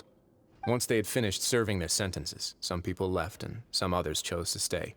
They'd find some idle position and let their withered souls fade away with the ancient secrets of the past. After many, many centuries, few people still remember the reason for the fortress's founding. Now they just see it as an integral pillar of Fontanian society, as the place where criminals deserve to be sent. Shouldn't we tell people about this then? I mean, at least Farina and Nuvi, right? Now and again, researchers manage to break one law or another and live out their days in the fortress. I learned all this from an elderly historian. Everyone else just thought he'd made it all up. But now you know every part of that history is true. Indeed. It's just as the prophecy says. If this gate fails, then everyone will be dissolved into the sea. Do you believe in the prophecies? To be frank, not really. But sadly, that hasn't stopped this prophecy from proving all too accurate. Prophecies are troublesome things. Just hearing one will create the first wave of panic. Seeing signs of it will bring about the second, and actually witnessing it in real time, the third. So, as the Duke of Meripede, just what do you plan to do about it? Let's go somewhere else. I want to show you something. That doesn't answer my question. This is it. Oh, the two people that were killing each other. Your Grace, perfect timing. The results from our last round of experiments have... Wait, Jurier, he's not alone! Huh? Lorvine and Jurier? No need to panic, you two. I've already told them about our plan. What? After you warned us not to tell a single soul about any of this? I'm skeptical as well. Are you sure they are trustworthy? The results speak for themselves, don't they? These two may already know more than you could ever imagine. All right then, if Your Grace insists. I don't like them. Not either of them. They seem harmless enough, so I'll trust them for now. Well, how about some reintroductions? This is Jurier, one of the highest-ranked researchers from the Fontaine Research Institute. He used to work under Edwin. I trust that you've heard of Edwin? Ed who? He's the one who blew the whole institute sky high. Everyone knew he was a bit crooked in the head, but you're not local, so I guess it's possible for you not to have heard of him. Edwin's main areas of research were archeum and gravimeters. As his assistant, Jurier is quite familiar with them as well. I hired him to be my technical consultant. You want to blow up the Fortress of Meripede? Wouldn't that destroy the seal in the process? What a lovely idea. I'm already imagining it in my head. What the hell with that? See, it's pretty dark, homie. You got some bombs in here, man? Gotta admit, I'm tempted as well. Jesus, I can see what prison does to a person. Guys, focus! Focus! That taskmaster over there is Miss Lorvine, and is also one of my technical consultants. While Jurier used to be Edwin's assistant, she used to be Jurier's assistant. Ooh, are they together? Was that really necessary? See, everyone keeps asking this question. Are you too sure you're not a couple and just using your work as a convenient cover? Oh. Your Grace, I am not in a relationship with this man. Damn. If I dated her, I'd officially be madder than Edwin. Ah, yes, the sound of love. Jeez, forget I said anything then. Follow me. Whoa, there's another door that goes right up. Your constant amazement makes it seem like the fortress can do anything. You get used to it after 3 years. But Paimon really thinks everything's super cool. Is this just a normal room? Well, let's spice it up a bit. And here you go. What the hell? A machine city? This is... What a huge ship? Oh, I thought it was a whole town. This is also a production zone that Paimon's never seen before. What's going on? How much do you know about Fontanian history? Literally nothing. Not much at all. Well, then maybe you haven't heard the story of ancient Lemuria. To give you a quick rundown, Fontaine used to be ruled by the Lemurian dynasty. Oh, an old dynasty, like Mondstadt, except with all the slavery. According to legend, the Lemurian king Remus came to this land after being inspired by divine revelation and found the seer Sibila, who had taken on the form of a golden bee. Taking the golden bee with him and riding on a huge ship, the Fortuna, he created his nation above the surging waves. He called his nation Lemuria and used the Fortuna to incessantly search for new tribes and islands, calling on them to join his empire. There's a ship in this story too? Where there's water, there'll be ships. People believe that hope can always be found at the end of a voyage. Do you believe that too? To a point, I think. As you've already seen, I have a whole factory's worth of labor, materials, and technology at my disposal. Certainly can't hurt to give it a try. Wait, am I gonna be able to drive this? Finally, I can challenge Beto. So the moment I began to speculate that the primordial sea might lie underneath the gate, I also began this project. Were you inspired by the legendary Fortuna? Maybe. Fontainians need something to hold on to cope with the impending disaster. This is a plan for the ages. Can't you share your plan with everyone? Were the workers to find out the truth behind this ship, riots would destroy the fortress faster than any catastrophe. As the fortress's administrator, I'd never make such a reckless call. Alright, that's enough talking for now.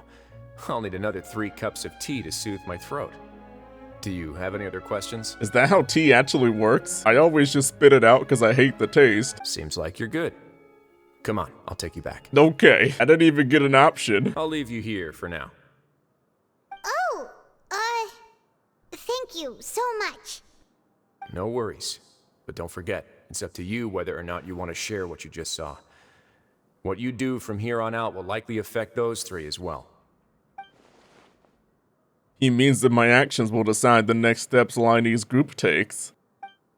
In other words, if I want to tell Liney the truth, I must make him understand that we cannot afford excessive conflict right now. Yeah, we'll put a lot of thought into it for sure. Yeah, we will. We going straight to Arlecchino. Great. I look forward to what happens next. We're all gonna die. We're back! Welcome back. Do you want a cup of tea? I swear to God, if one more ninja asks me for some tea, I swear. How can you be so much like Wriothesley, always drinking tea? Huh. Actually, now that you mention it, I just remembered something now. While I was sedated, I could still barely hear 2 people talking next to me. They were discussing everything, from the leaves to the water and even the teacups themselves. Must have been Wriothesley and Sijuin. Yeah, I heard 1 male voice and 1 female, so it should have been the 2 of them. They really were just talking about brewing tea. I'm gonna have to ask that we continue from this topic. I really can't make sense of this place. So, Traveler, Paimon, were you able to learn anything from Wriothesley? Yeah, he explained everything. Very well. Then, would you mind checking your answers against my speculations? Liney sounds a lot more like his old self. Yeah, I took the time to rest, so I'm feeling a lot more relaxed now. Nobody else is around, and Miss Sijuin is also busy with something or other, so let's just talk here. Alright, then I'll posit my theories. I asked myself 3 questions. Firstly, why was Fremine affected by the primordial seawater? It was because he dove into the sea. My theory is, the long-lost primordial sea is probably very close to the fortress of Meropide. Ooh, he's good. He got that right on the first try. That's Arlecchino. Secondly, Wriothesley's attitude changed dramatically during the course of our stay here. He ignored us completely at first, then suddenly roadblocked us. Why? I spent quite a long time thinking about this. If he has been monitoring the Fatui since the very beginning, he probably ignored us at first because he was hoping we could find Master Child for him. How the hell is he just figuring all this out? Do we even have to tell him anything? What's more, the Fortress of Meropide is not part of Fontaine's court system, nor does it report to Iudex Nervulet. Wriothesley is basically the king of a no-man's land. As long as the fortress doesn't do anything about Master Child's disappearance, Father can use it to pressure the Fontaine authorities. And while the two factions are pitted against each other, Wriothesley will be free to move between the parties of interest. If I had to guess, he probably has something that he's working on himself. It's likely related to the secret of the infirmary, but I just can't think of what it could be. Liney's grasp of the big picture is amazing. Why are we speaking in third person? What? Huh? You're super smart! Thanks so much. Then finally, there's the last question. If Wriothesley does have a plan, what could it be? All I know for now is that his plan probably has something to do with the changing nature of the seawater. He's even gotten Cloran to help him out. That can't be the full extent of what he's doing. There's probably a secret passageway behind the block in the infirmary, and there's something big in the fortress that most people here never get to see. He has a bargaining chip, and it could be important enough for Father to deal with him directly. I don't have enough information, so I have no idea what his chip might be. But let me guess. You have the last piece of the puzzle. After some deliberation, you share the information you just learned. While sharing what you saw, you emphasized that now is not the time for this. I can't believe it. You took the words right out of my mouth, man. I'm tilted. The sea will engulf everyone. Just like the prophecy said. Could Wriothesley have wanted to meet Father to figure out a way to deal with this crisis? If you remember, I once mentioned that Father sees the House of the Hearth as her base of operations, and she truly wants to resolve the crisis. But how could Wriothesley have known that? Or perhaps he didn't know, and just wanted to bring Father over to his side? Which could be why he said he just wanted to negotiate. Yes, negotiate with a lot of tranquilizer. Yeah, that makes sense to me. I understand your concerns as well, Traveler. I'll figure out a way to pass this on to our father. No matter what, we're on your side. The two of you have already aided us far too much. We probably wouldn't be standing here right now if not for you. So, is Arlecchino playable? Yes? If you ever need anything else going forward, please come to the House of the Hearth at any time. Oh, where is it? I want to go? Tell me, give me the location. Yes. Though you may not share the sentiment, after all that we've gone through together, the three of us basically see you as family now. You know what? I'm good. Let's just start with friends, homie. You have my gratitude. Thank you for protecting Linny when it really mattered. And thank you for sharing the secrets of the fortress with us. We didn't think you were going to do it. Oh, come on. Does no one have faith in me anymore? Why are you being so formal all of a sudden? Don't mention it. We can work together again if necessary. Ah, yes, friendship. We're developing. Given your strength, you might not need our help at all. But if you are ever in danger, we will try our best to protect you. Even if Kino tries to kill me, what you gonna do then? Aww, the sound of that makes Paimon feel all warm and safe inside. What was that? I mean, I'm kind of hungry myself, actually. Paimon's hungry. Me too. Let's get some Chipotle. Oh, you've done so much already. Go get some food. I like the way you think, Fremmy. Alright, then we'll catch you guys another time. Chicken burrito, here we come. It's time for dinner. Welfare meals now being served in the coupon cafeteria. What the hell? When did we get this? Come on, let's go pick up ours as well. Dude, we're not gonna talk about the AI broadcaster? Traveler and Paimon, over here. Thinking you bet. Are you here for dinner too, Miss Sijween? And I'm taking the opportunity to prepare Miss Cloran's dinner as well. Oh, I'm going to that table. She got the big pot. Huh. You're right. She's actually sitting in the fortress cafeteria. Yes, it's odd to see the French behaving. What would you like to eat? We can choose? Yep, you can. I've already talked to our chef, Mr. Wolsey. It's all on me today, so you can get whatever you'd like. Then I'll have the tastiest stuff you have to offer. Me too! Don't forget Paimon! No problem. Just leave it to me. I love you, Siggy. After a while, the meal Siggy ordered for you arrive. Unlike days prior, Siggy also brings some drinks over to you that taste a little straight. Okay, the shakes genuinely taste pretty terrible. So delicious. I don't know what it even is. Free dinners are the absolute best. I mean, they kinda are. Is this how it feels to be freeloaders? Wait a second, we did do plenty of work after all. We earned this Chipotle. Feeling full yet? delicious. Besides the milk, I mean, everything was super delicious. I'm so glad to see you all so happy. Oh, see the expression on your face just now? The muscle here just moved, which suggests that you're feeling quite relaxed at the moment. Kinda creepy that you can detect face muscles, but thank you, Siggy. Sijwin, do you do this to help your patients or to better understand human beings? A bit of both, I suppose. I'm a Melazine, which means I'm very different from human beings. I must know what you're thinking if I want to take good care of you. You're really good at taking care of people. Even though you're so short, you still talk and act like an older sister. Really? You're reminded of an older sister? That's great to hear. Yes, how about we just adopt Siggy into our family and forget Ether exists? I like this plan. Oh, and what did you mean back in Risley's office? When you said that you were protecting Linny and his siblings as well? Oh, that. I just asked His Grace to look out for those children, especially that diver boy. I was getting a bit worried after hearing that something was wrong with the water. Thankfully, Glorand is very strong and managed to save him in the nick of time.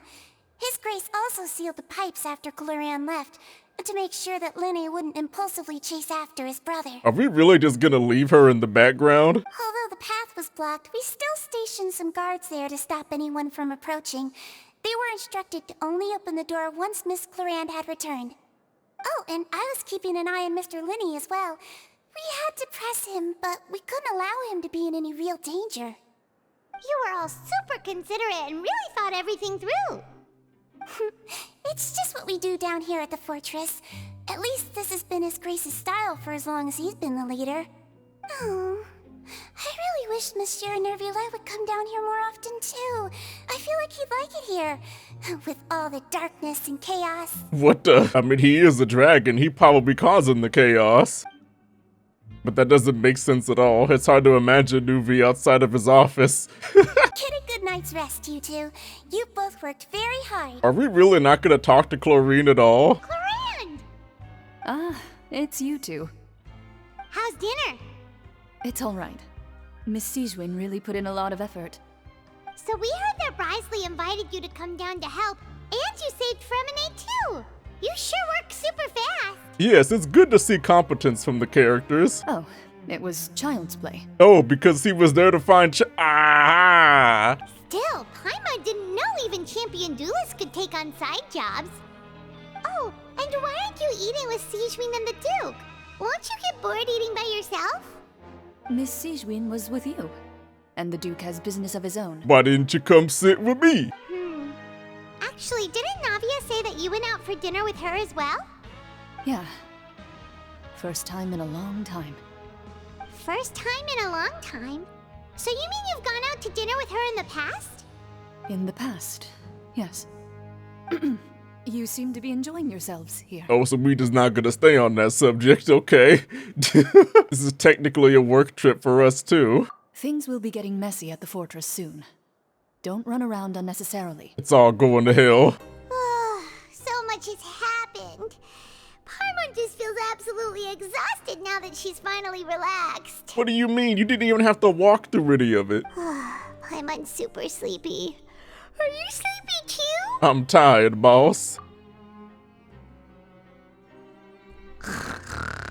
What?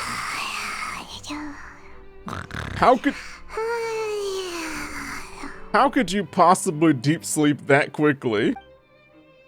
Wow, she really immediately fell asleep. Delicious. Paimon wants seconds for free. Damn, Paimon, your gluttony exceeds consciousness. Good night. Out of my way! Get out of my way! Oh no.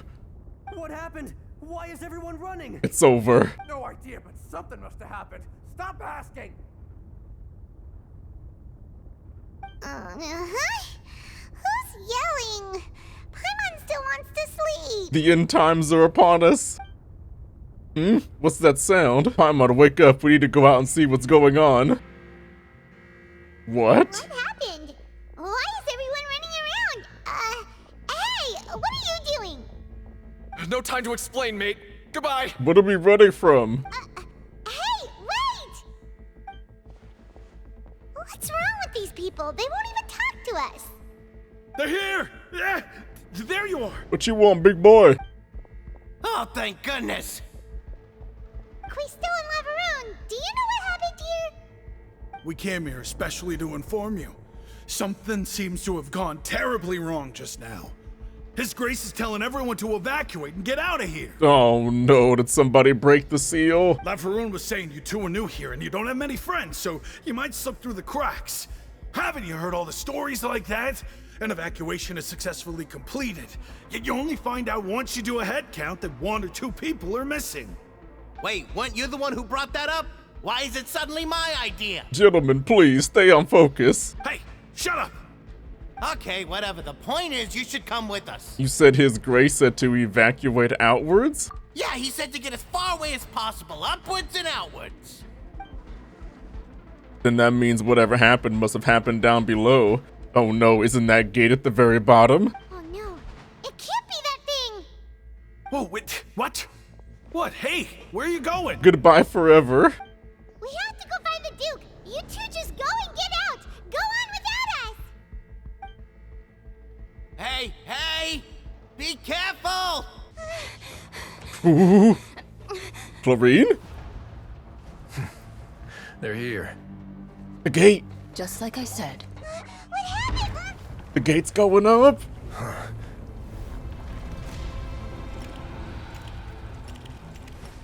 You're just in time. The what? Be ready to run. We came here just to run? Oh man has the Doom Fist.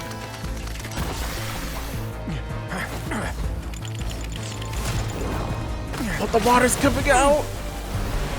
Yo, run, you gonna die!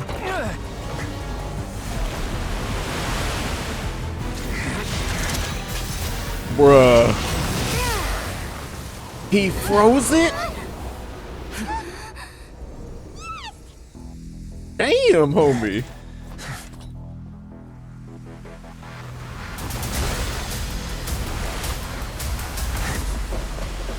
Oh, that didn't do nothing.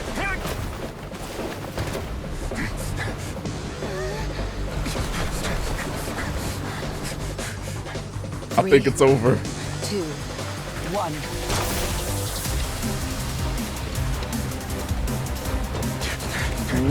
Ooh, slide! Dolphin dive! Ooh.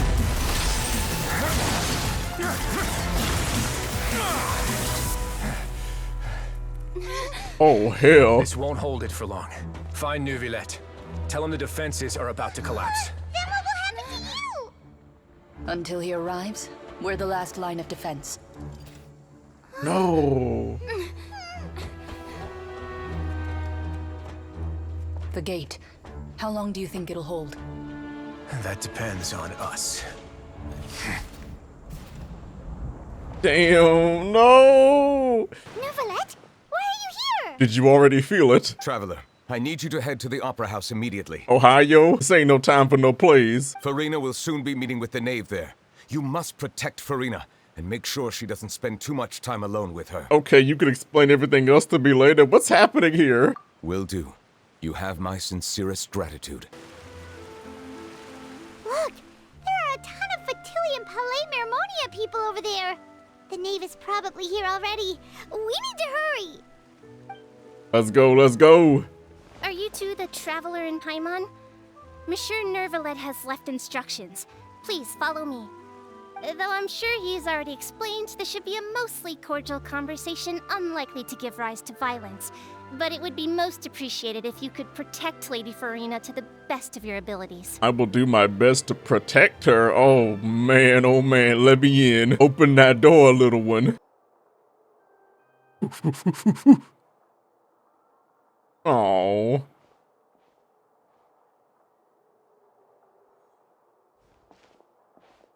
Oh, so you two are the honored guests Miss Farina mentioned. Hello, Daddy. Of course. How could they not attend a meeting such as this? I must always have 2 or more guests at my dessert table. Otherwise, the occasion would be too lonely and unbecoming of my station. Oh, the coping is real. It is my pleasure to make your acquaintance, traveler. I have heard much of your accomplishments. I am the Knave, one of the 11 Fatui Harbingers. Ah, yes, I'm sure you appreciate me clapping the hell out of your colleagues.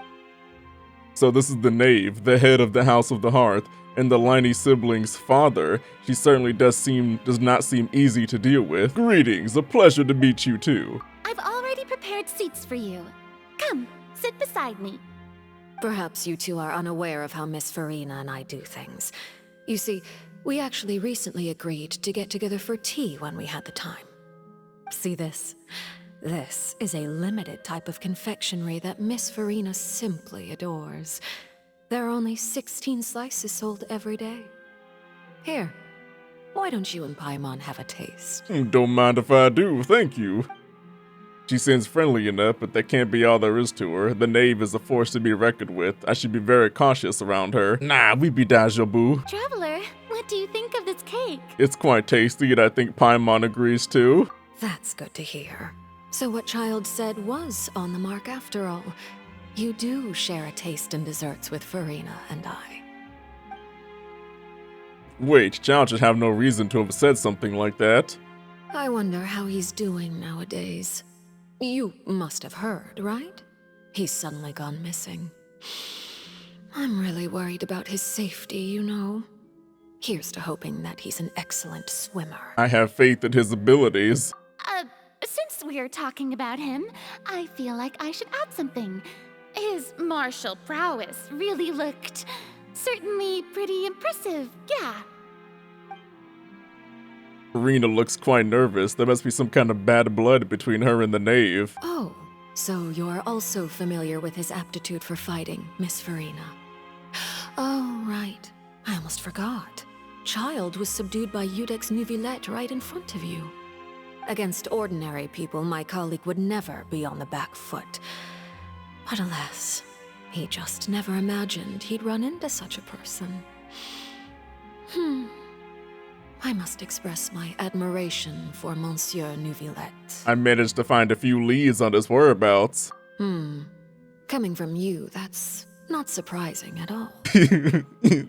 Oh, stop. But I thought you would be happier to hear the news.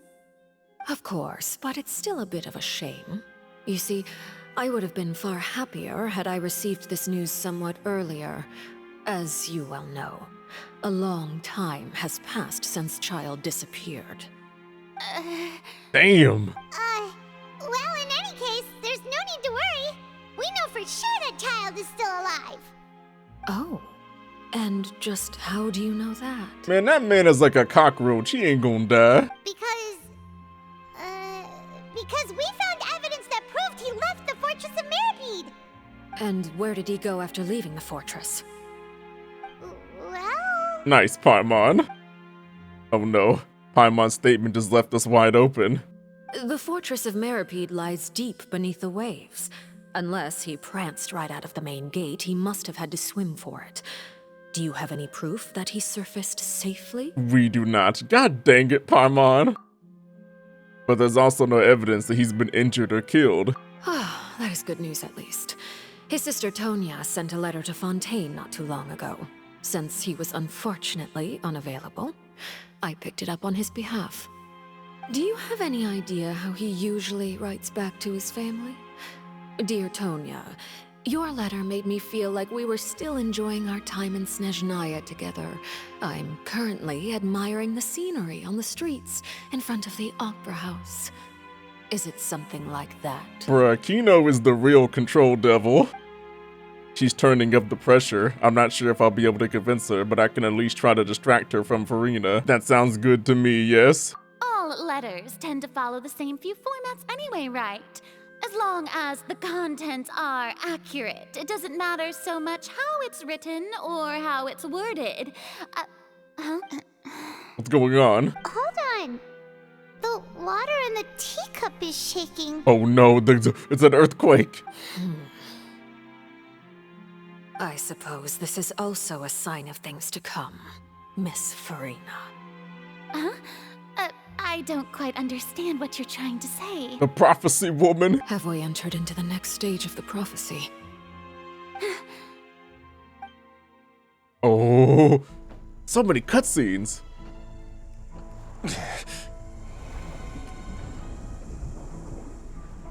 My thanks to you both.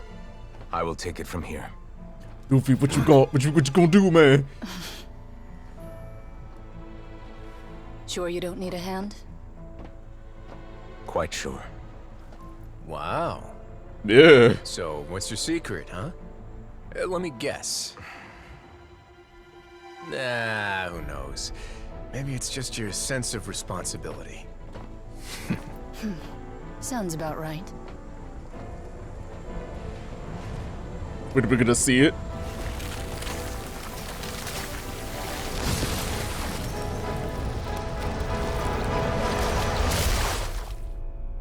No!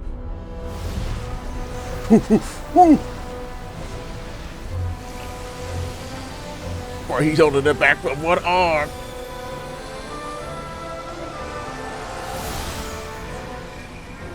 Yo! A day may come when the prophecy is fulfilled and the waters burst forth. But it is not this day. This ancient power could easily obliterate an entire race.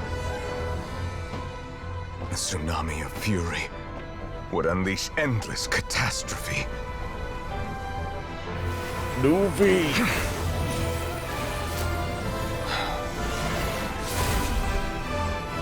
He just sealed the whole thing? With one hand? This sentence is too severe. Forgive me for overruling it. What sentence? No, keep talking. Answers, use your mouth, friend. No, no black screen. Go back to the light. All right. Seems like the problem inside has been suppressed. Let me guess, we're safe for now. Indeed. But only for now. I win this bet. You owe me a present. Wait a minute, you bet on Nuvi dying? What the hell? Very well. It was indeed just as you said. You made a bet? We made a bet on the size of your entourage. Cloran thought you wouldn't come down by yourself. I figured you would have at least brought a few people along for appearance's sake. It appears I underestimated just how confidential the mission was. Shouldn't you have gotten used to confidential missions by now? That's just how the courts operate. So what gift must the loser give? Tea? He already has tons of tea in his office. I'm thinking about a set of legal codices. What the hell's a codis? That wouldn't happen to be a dig at my lack of legal awareness, would it? Well, I'm sure His Grace doesn't consider the fortress to be outside the law. I was under the impression the residents of a place like this would be uninterested in the legal codices. This conversation is above my IQ level. That was obviously a joke. Anyway, you've still got some unfinished business to attend to in the overworld, correct? No need to stay here if you have a pressing matter. We all know you can't leave Palais Marmonia for long. Thank you. What's over there that he can't be away from? I hope everything went smoothly with the Fatui Harbinger. Back to me and Papa.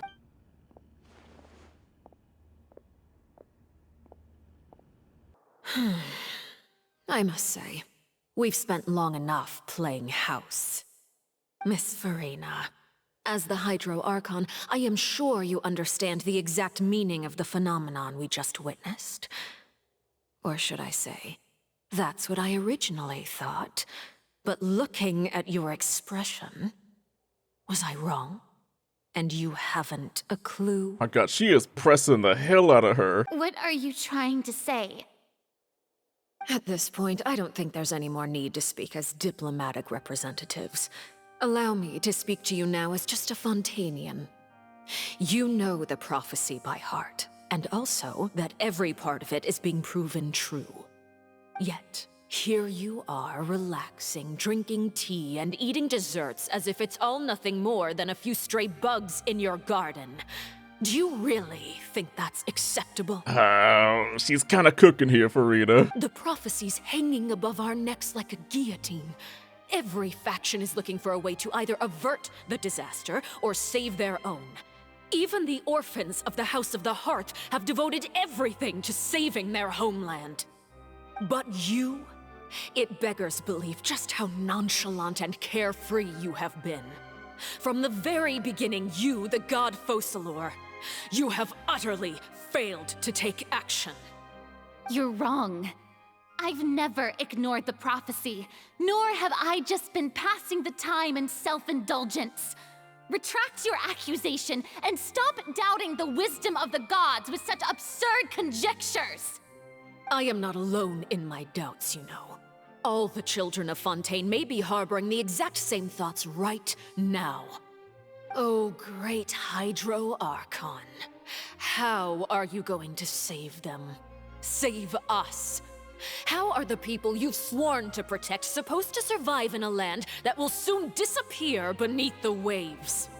I have my ways, and I've been working on them for all this time.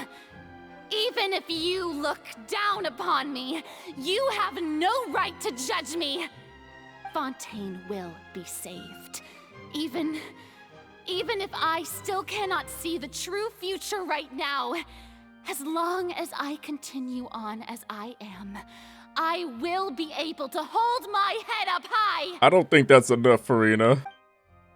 Farina's not acting like her usual self. She's actually seriously refuting the knave's accusations. She means what she says. She's not putting up a front. Then I ask you, Miss Farina, just what have you been working on?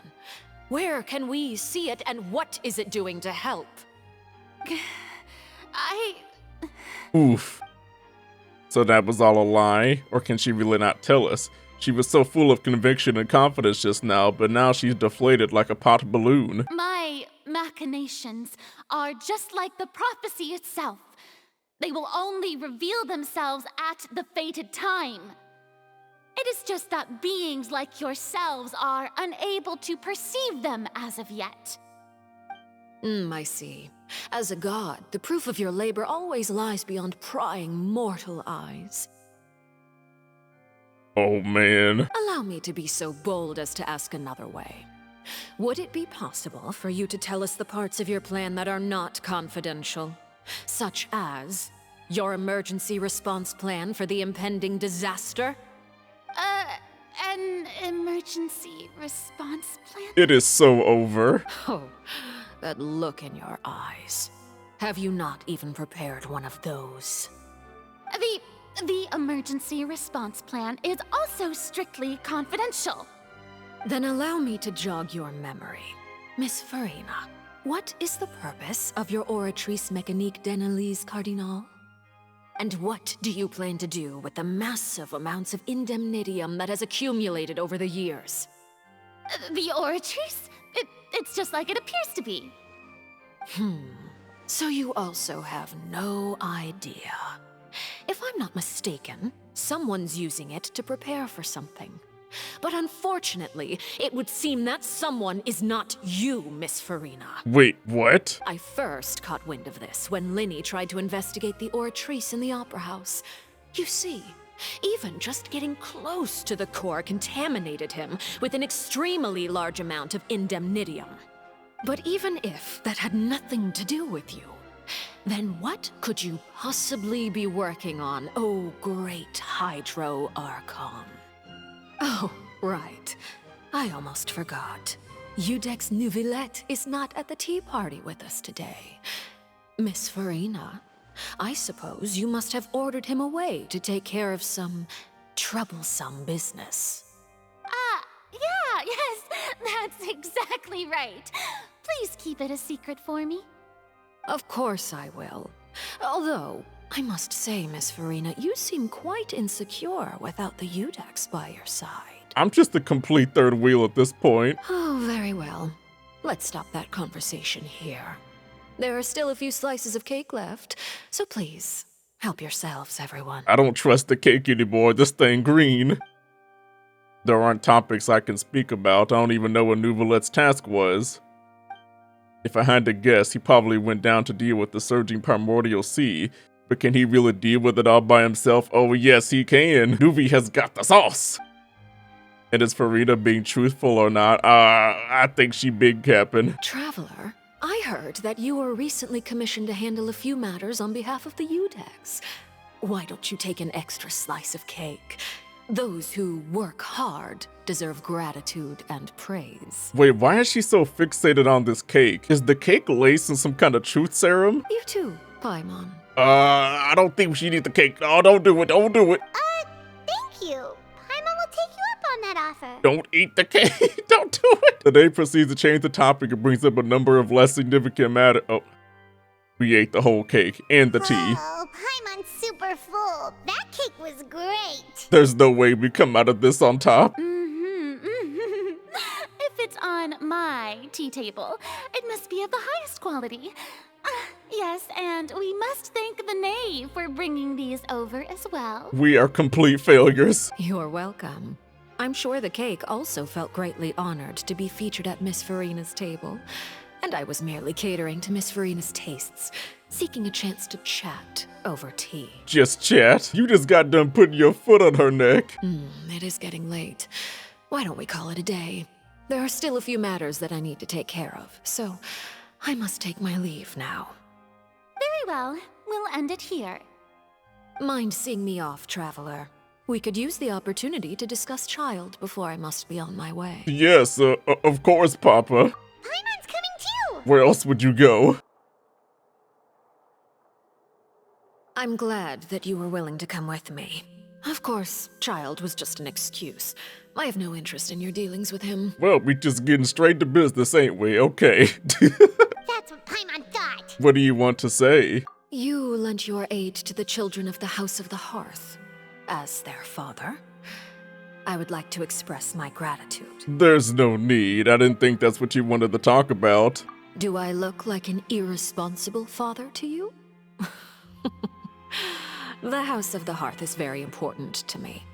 You should know that I care deeply about my children. Was there nothing else you wanted to say? Yeah, speak your mind, Papa. That was all.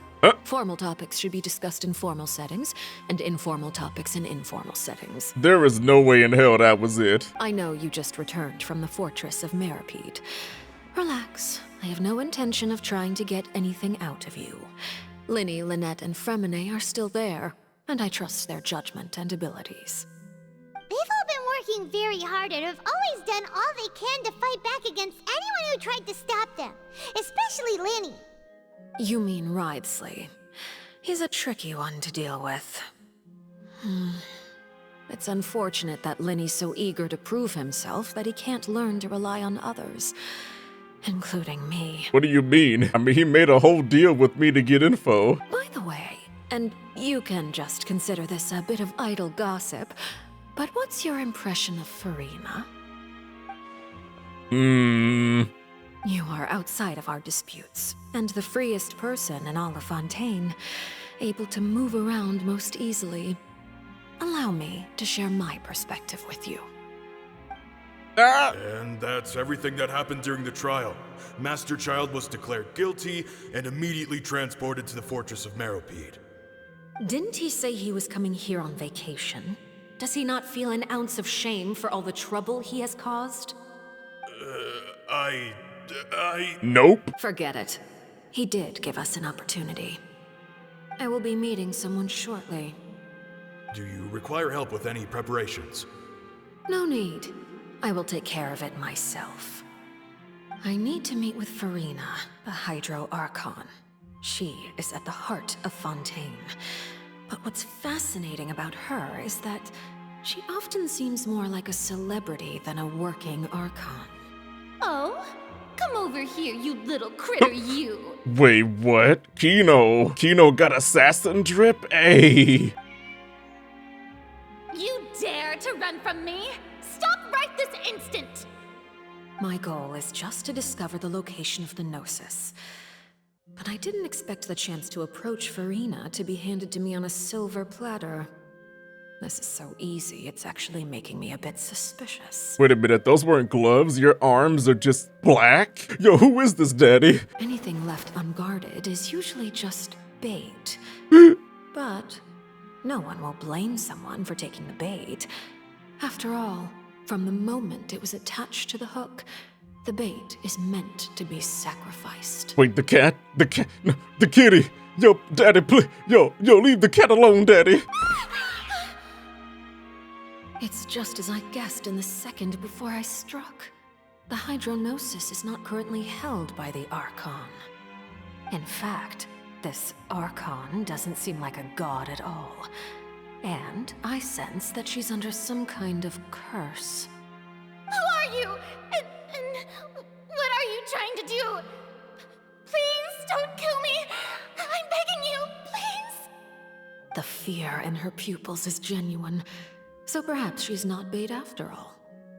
Either way, targeting her has lost all meaning.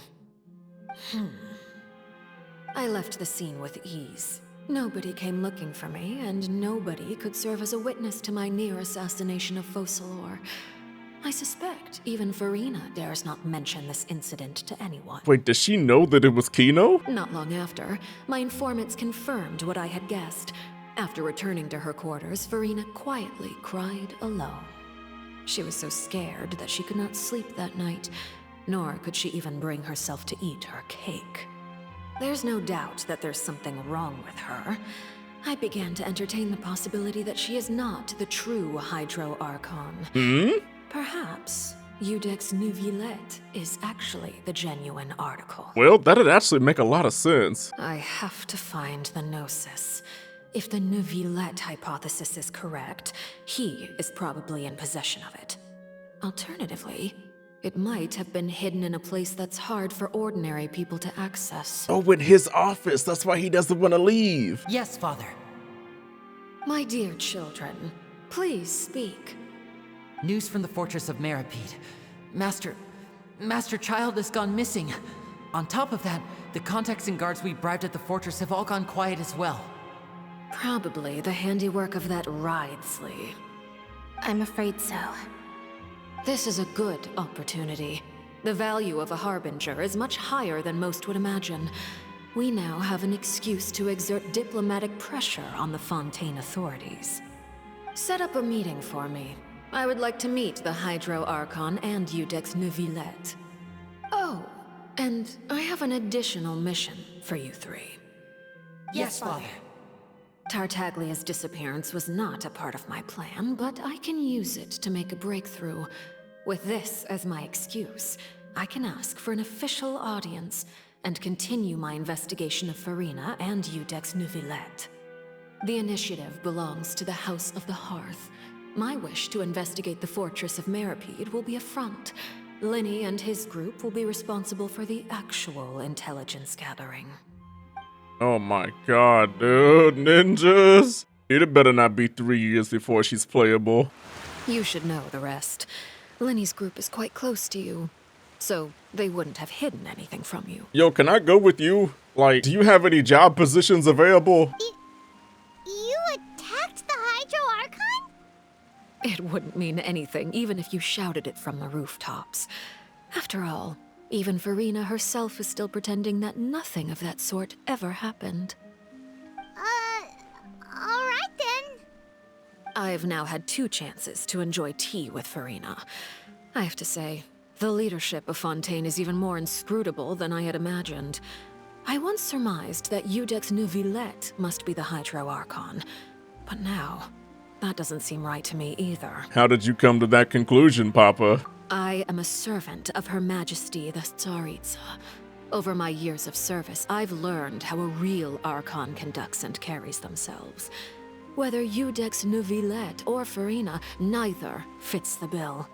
It's hard to imagine either of them as the Archon. Well, I mean, Archons do kind of seem a little different in each nation. I mean, Venti's basically an absentee father. Of course, that is all just how I feel. Gut feelings often do not require justification.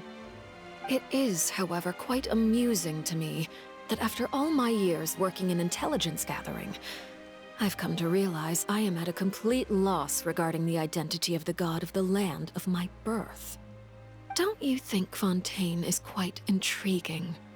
A catastrophe looms, yet many secrets have yet to rise to the surface. It looks like Fontanians will have no choice but to save themselves. Ultimately, though, one must survive in order to do anything else. Should the need arise, I would be happy to cooperate with you. You don't need to commit to anything right now, of course. I have a feeling that the situation will continue to evolve, and as your name is often connected with noble deeds, I'm sure we will work together someday. Oh, let's work together right now. I mean, what's up, Nuvi? Nothing, no conspiring going on here. He certainly returned quickly. You must want to catch up with each other, so I'll leave you to him. Nah, you can stay. We're all friends here. Just a simple head nod. Neuvillette, is it over? For now, yes. But this issue will prove quite thorny in the long term. I'm concerned that sooner or later the prophesized events will occur. Thank you for protecting Farina. May we ask what happened down there? To put it simply, I used my power to force back the primordial sea and reseal the sluice gate. As for what happened on our side, you recount the happenings of the tea party to Nuvi. So as expected, the knave has turned up the pressure on Farina. She's trying to feel her out, though I'm still unsure as to her motives. Can I ask you some questions? Permission granted. You have enough power to force back the primordial sea. Does this mean you have some deeper connection with the Hydro Archon? Whoa. It can't be that you're the real Hydro Archon, right? But that's just a speculation on our part, though. You can't tell us? Then that's okay. We can talk about something else. We won't try to force you.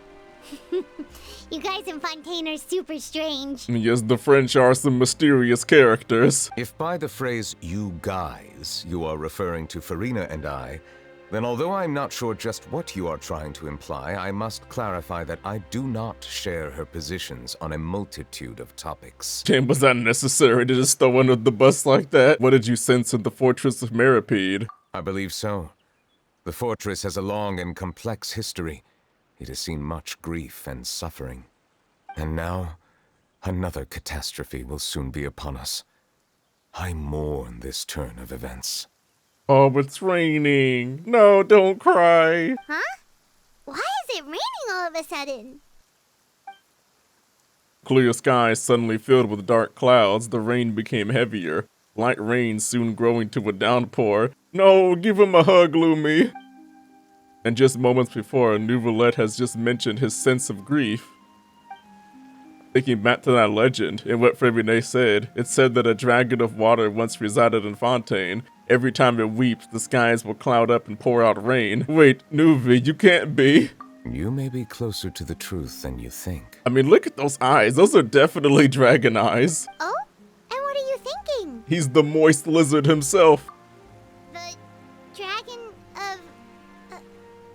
what? Huh? Please do not be so surprised.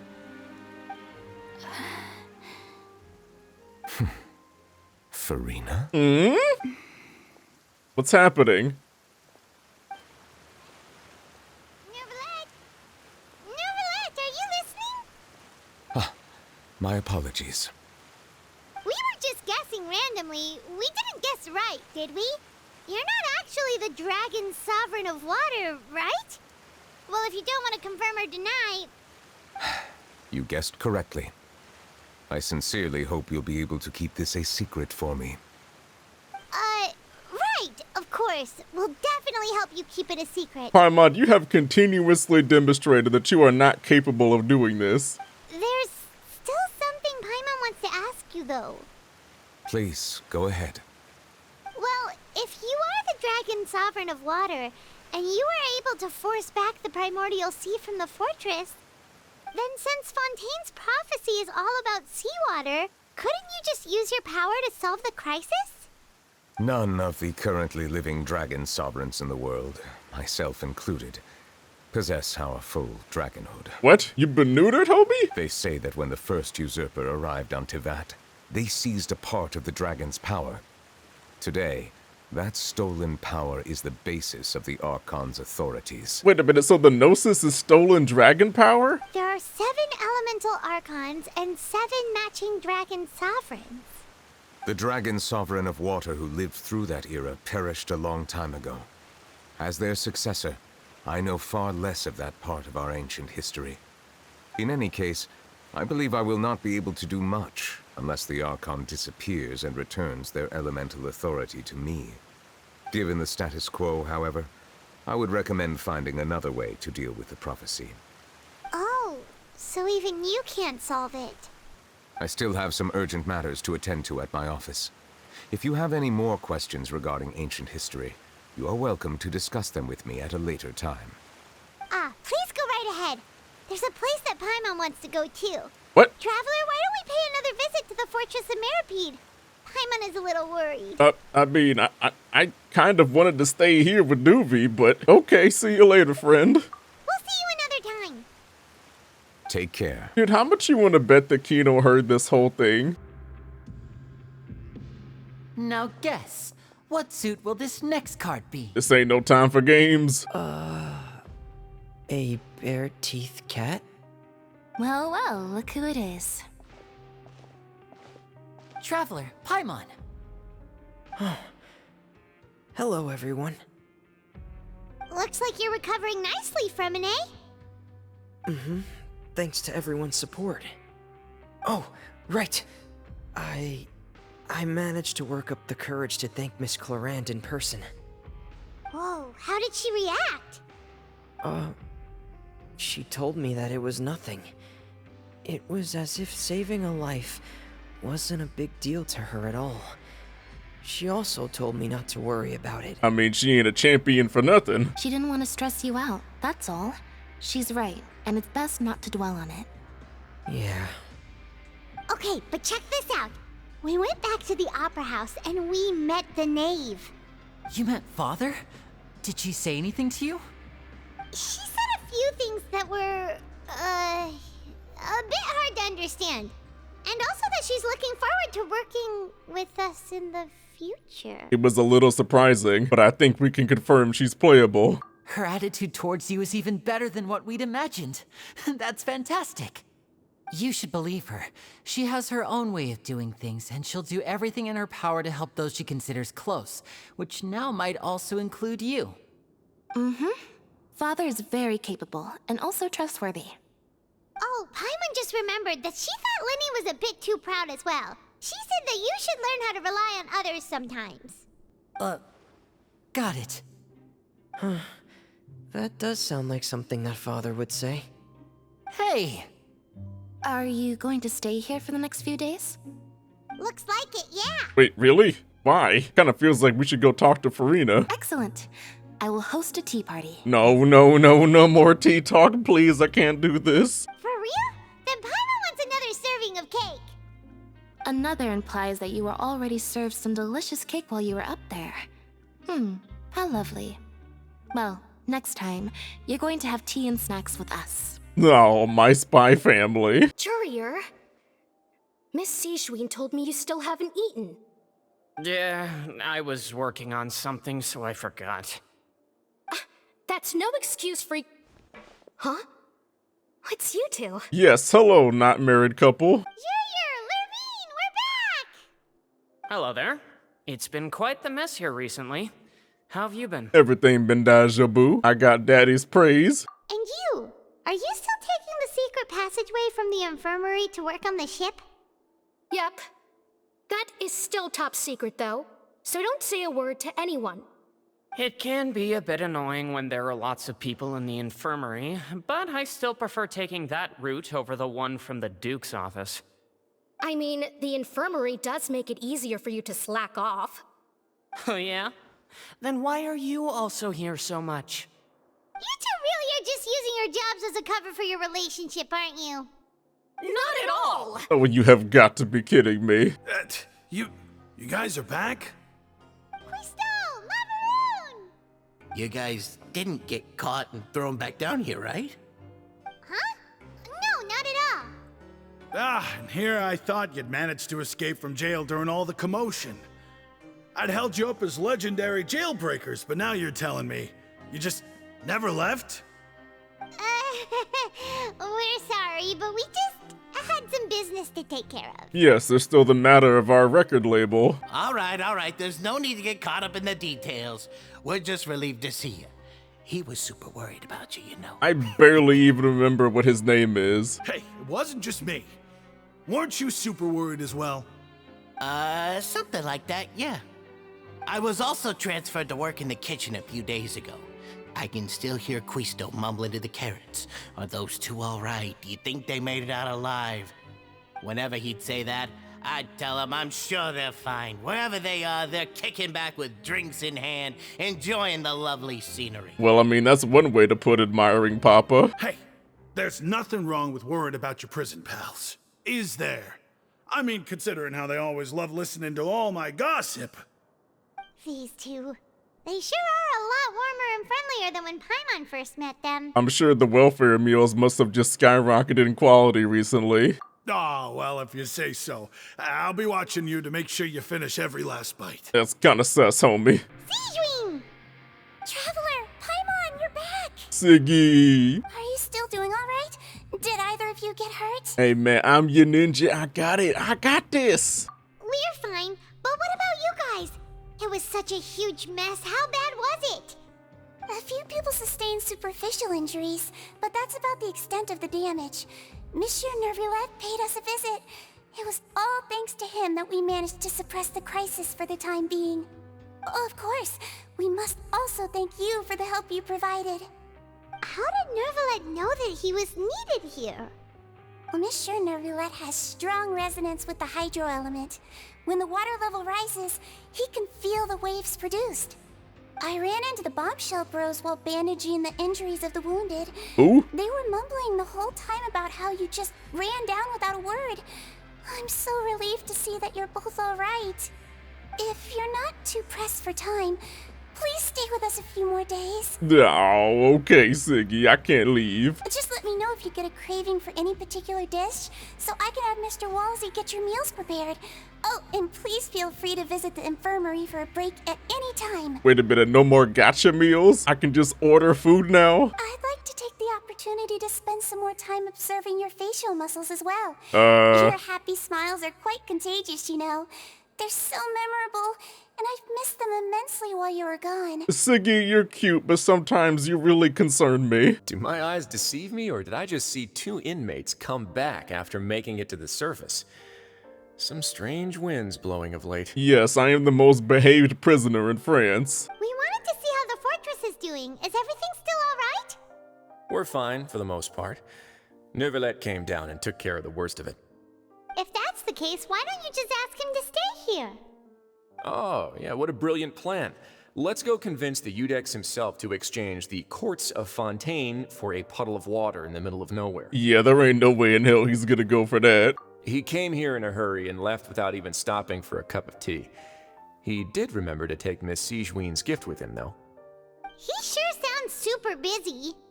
Miss Clorand has left as well. She also took her gift from Miss Sigewin. Were the gifts milkshakes? Neuvillette got the milkshake. Clorand received lipstick instead. What? Okay. Those aren't even remotely alike. Well, it's Neuvillette's own fault for making Sigewin worried about his health by working so much. But besides that, our head nurse is still pretty fond of picking out beauty products for the ladies.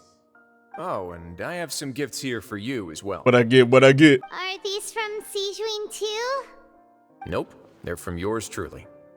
You've already wrapped up your work at the fortress, so you can return to the surface at any time. You haven't yet served your full prison term, however, so you may continue to use your cell until your term is up. Thank you. I'll remember that I have a cabin in prison. Very handsome, thank you. For real?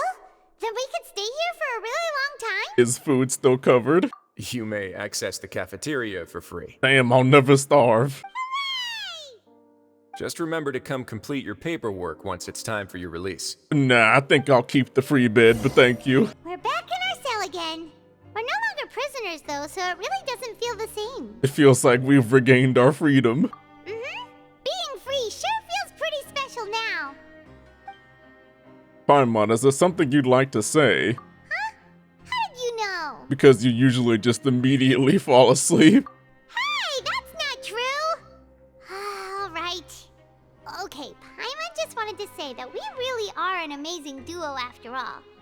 It's like, we've now gone to so many places together and become friends with so many people. We've never stopped traveling or stopped meeting new friends. Oh no, please don't tell me somebody's gonna die. There are so many bad things in the world, and we're just two people, but we've still been solving problems no matter where we go. Isn't that pretty cool? We're the best adventurers ever. I mean, we maxed out our adventure rank before Inazuma. You're counting Paimon today? Aren't you the only adventurer here? Being a guide counts too. Yes, a guide that could barely tell me where to go, yes. Then let's ask Catherine to give Paimon an adventurer handbook as well. Paimon will also be an adventurer from today forward. Yes, you could finally get your papers. Just our thoughts making Paimon giddy. Paimon's gonna crash, so you sleep soon too. The last time we fell asleep here, we woke up to a whole mess outside our cell. The primordial seawater nearly rose up. That was so scary. We should be safe now, right? We'll be fine, unless the hole blows again. Alright then, good night to you, Traveler. Good night to you, Paimon. No.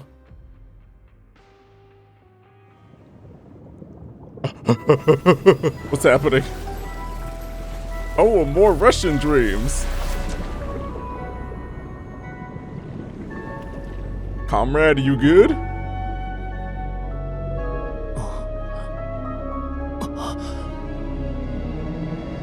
What? What was that sound? Wait, it's his whale?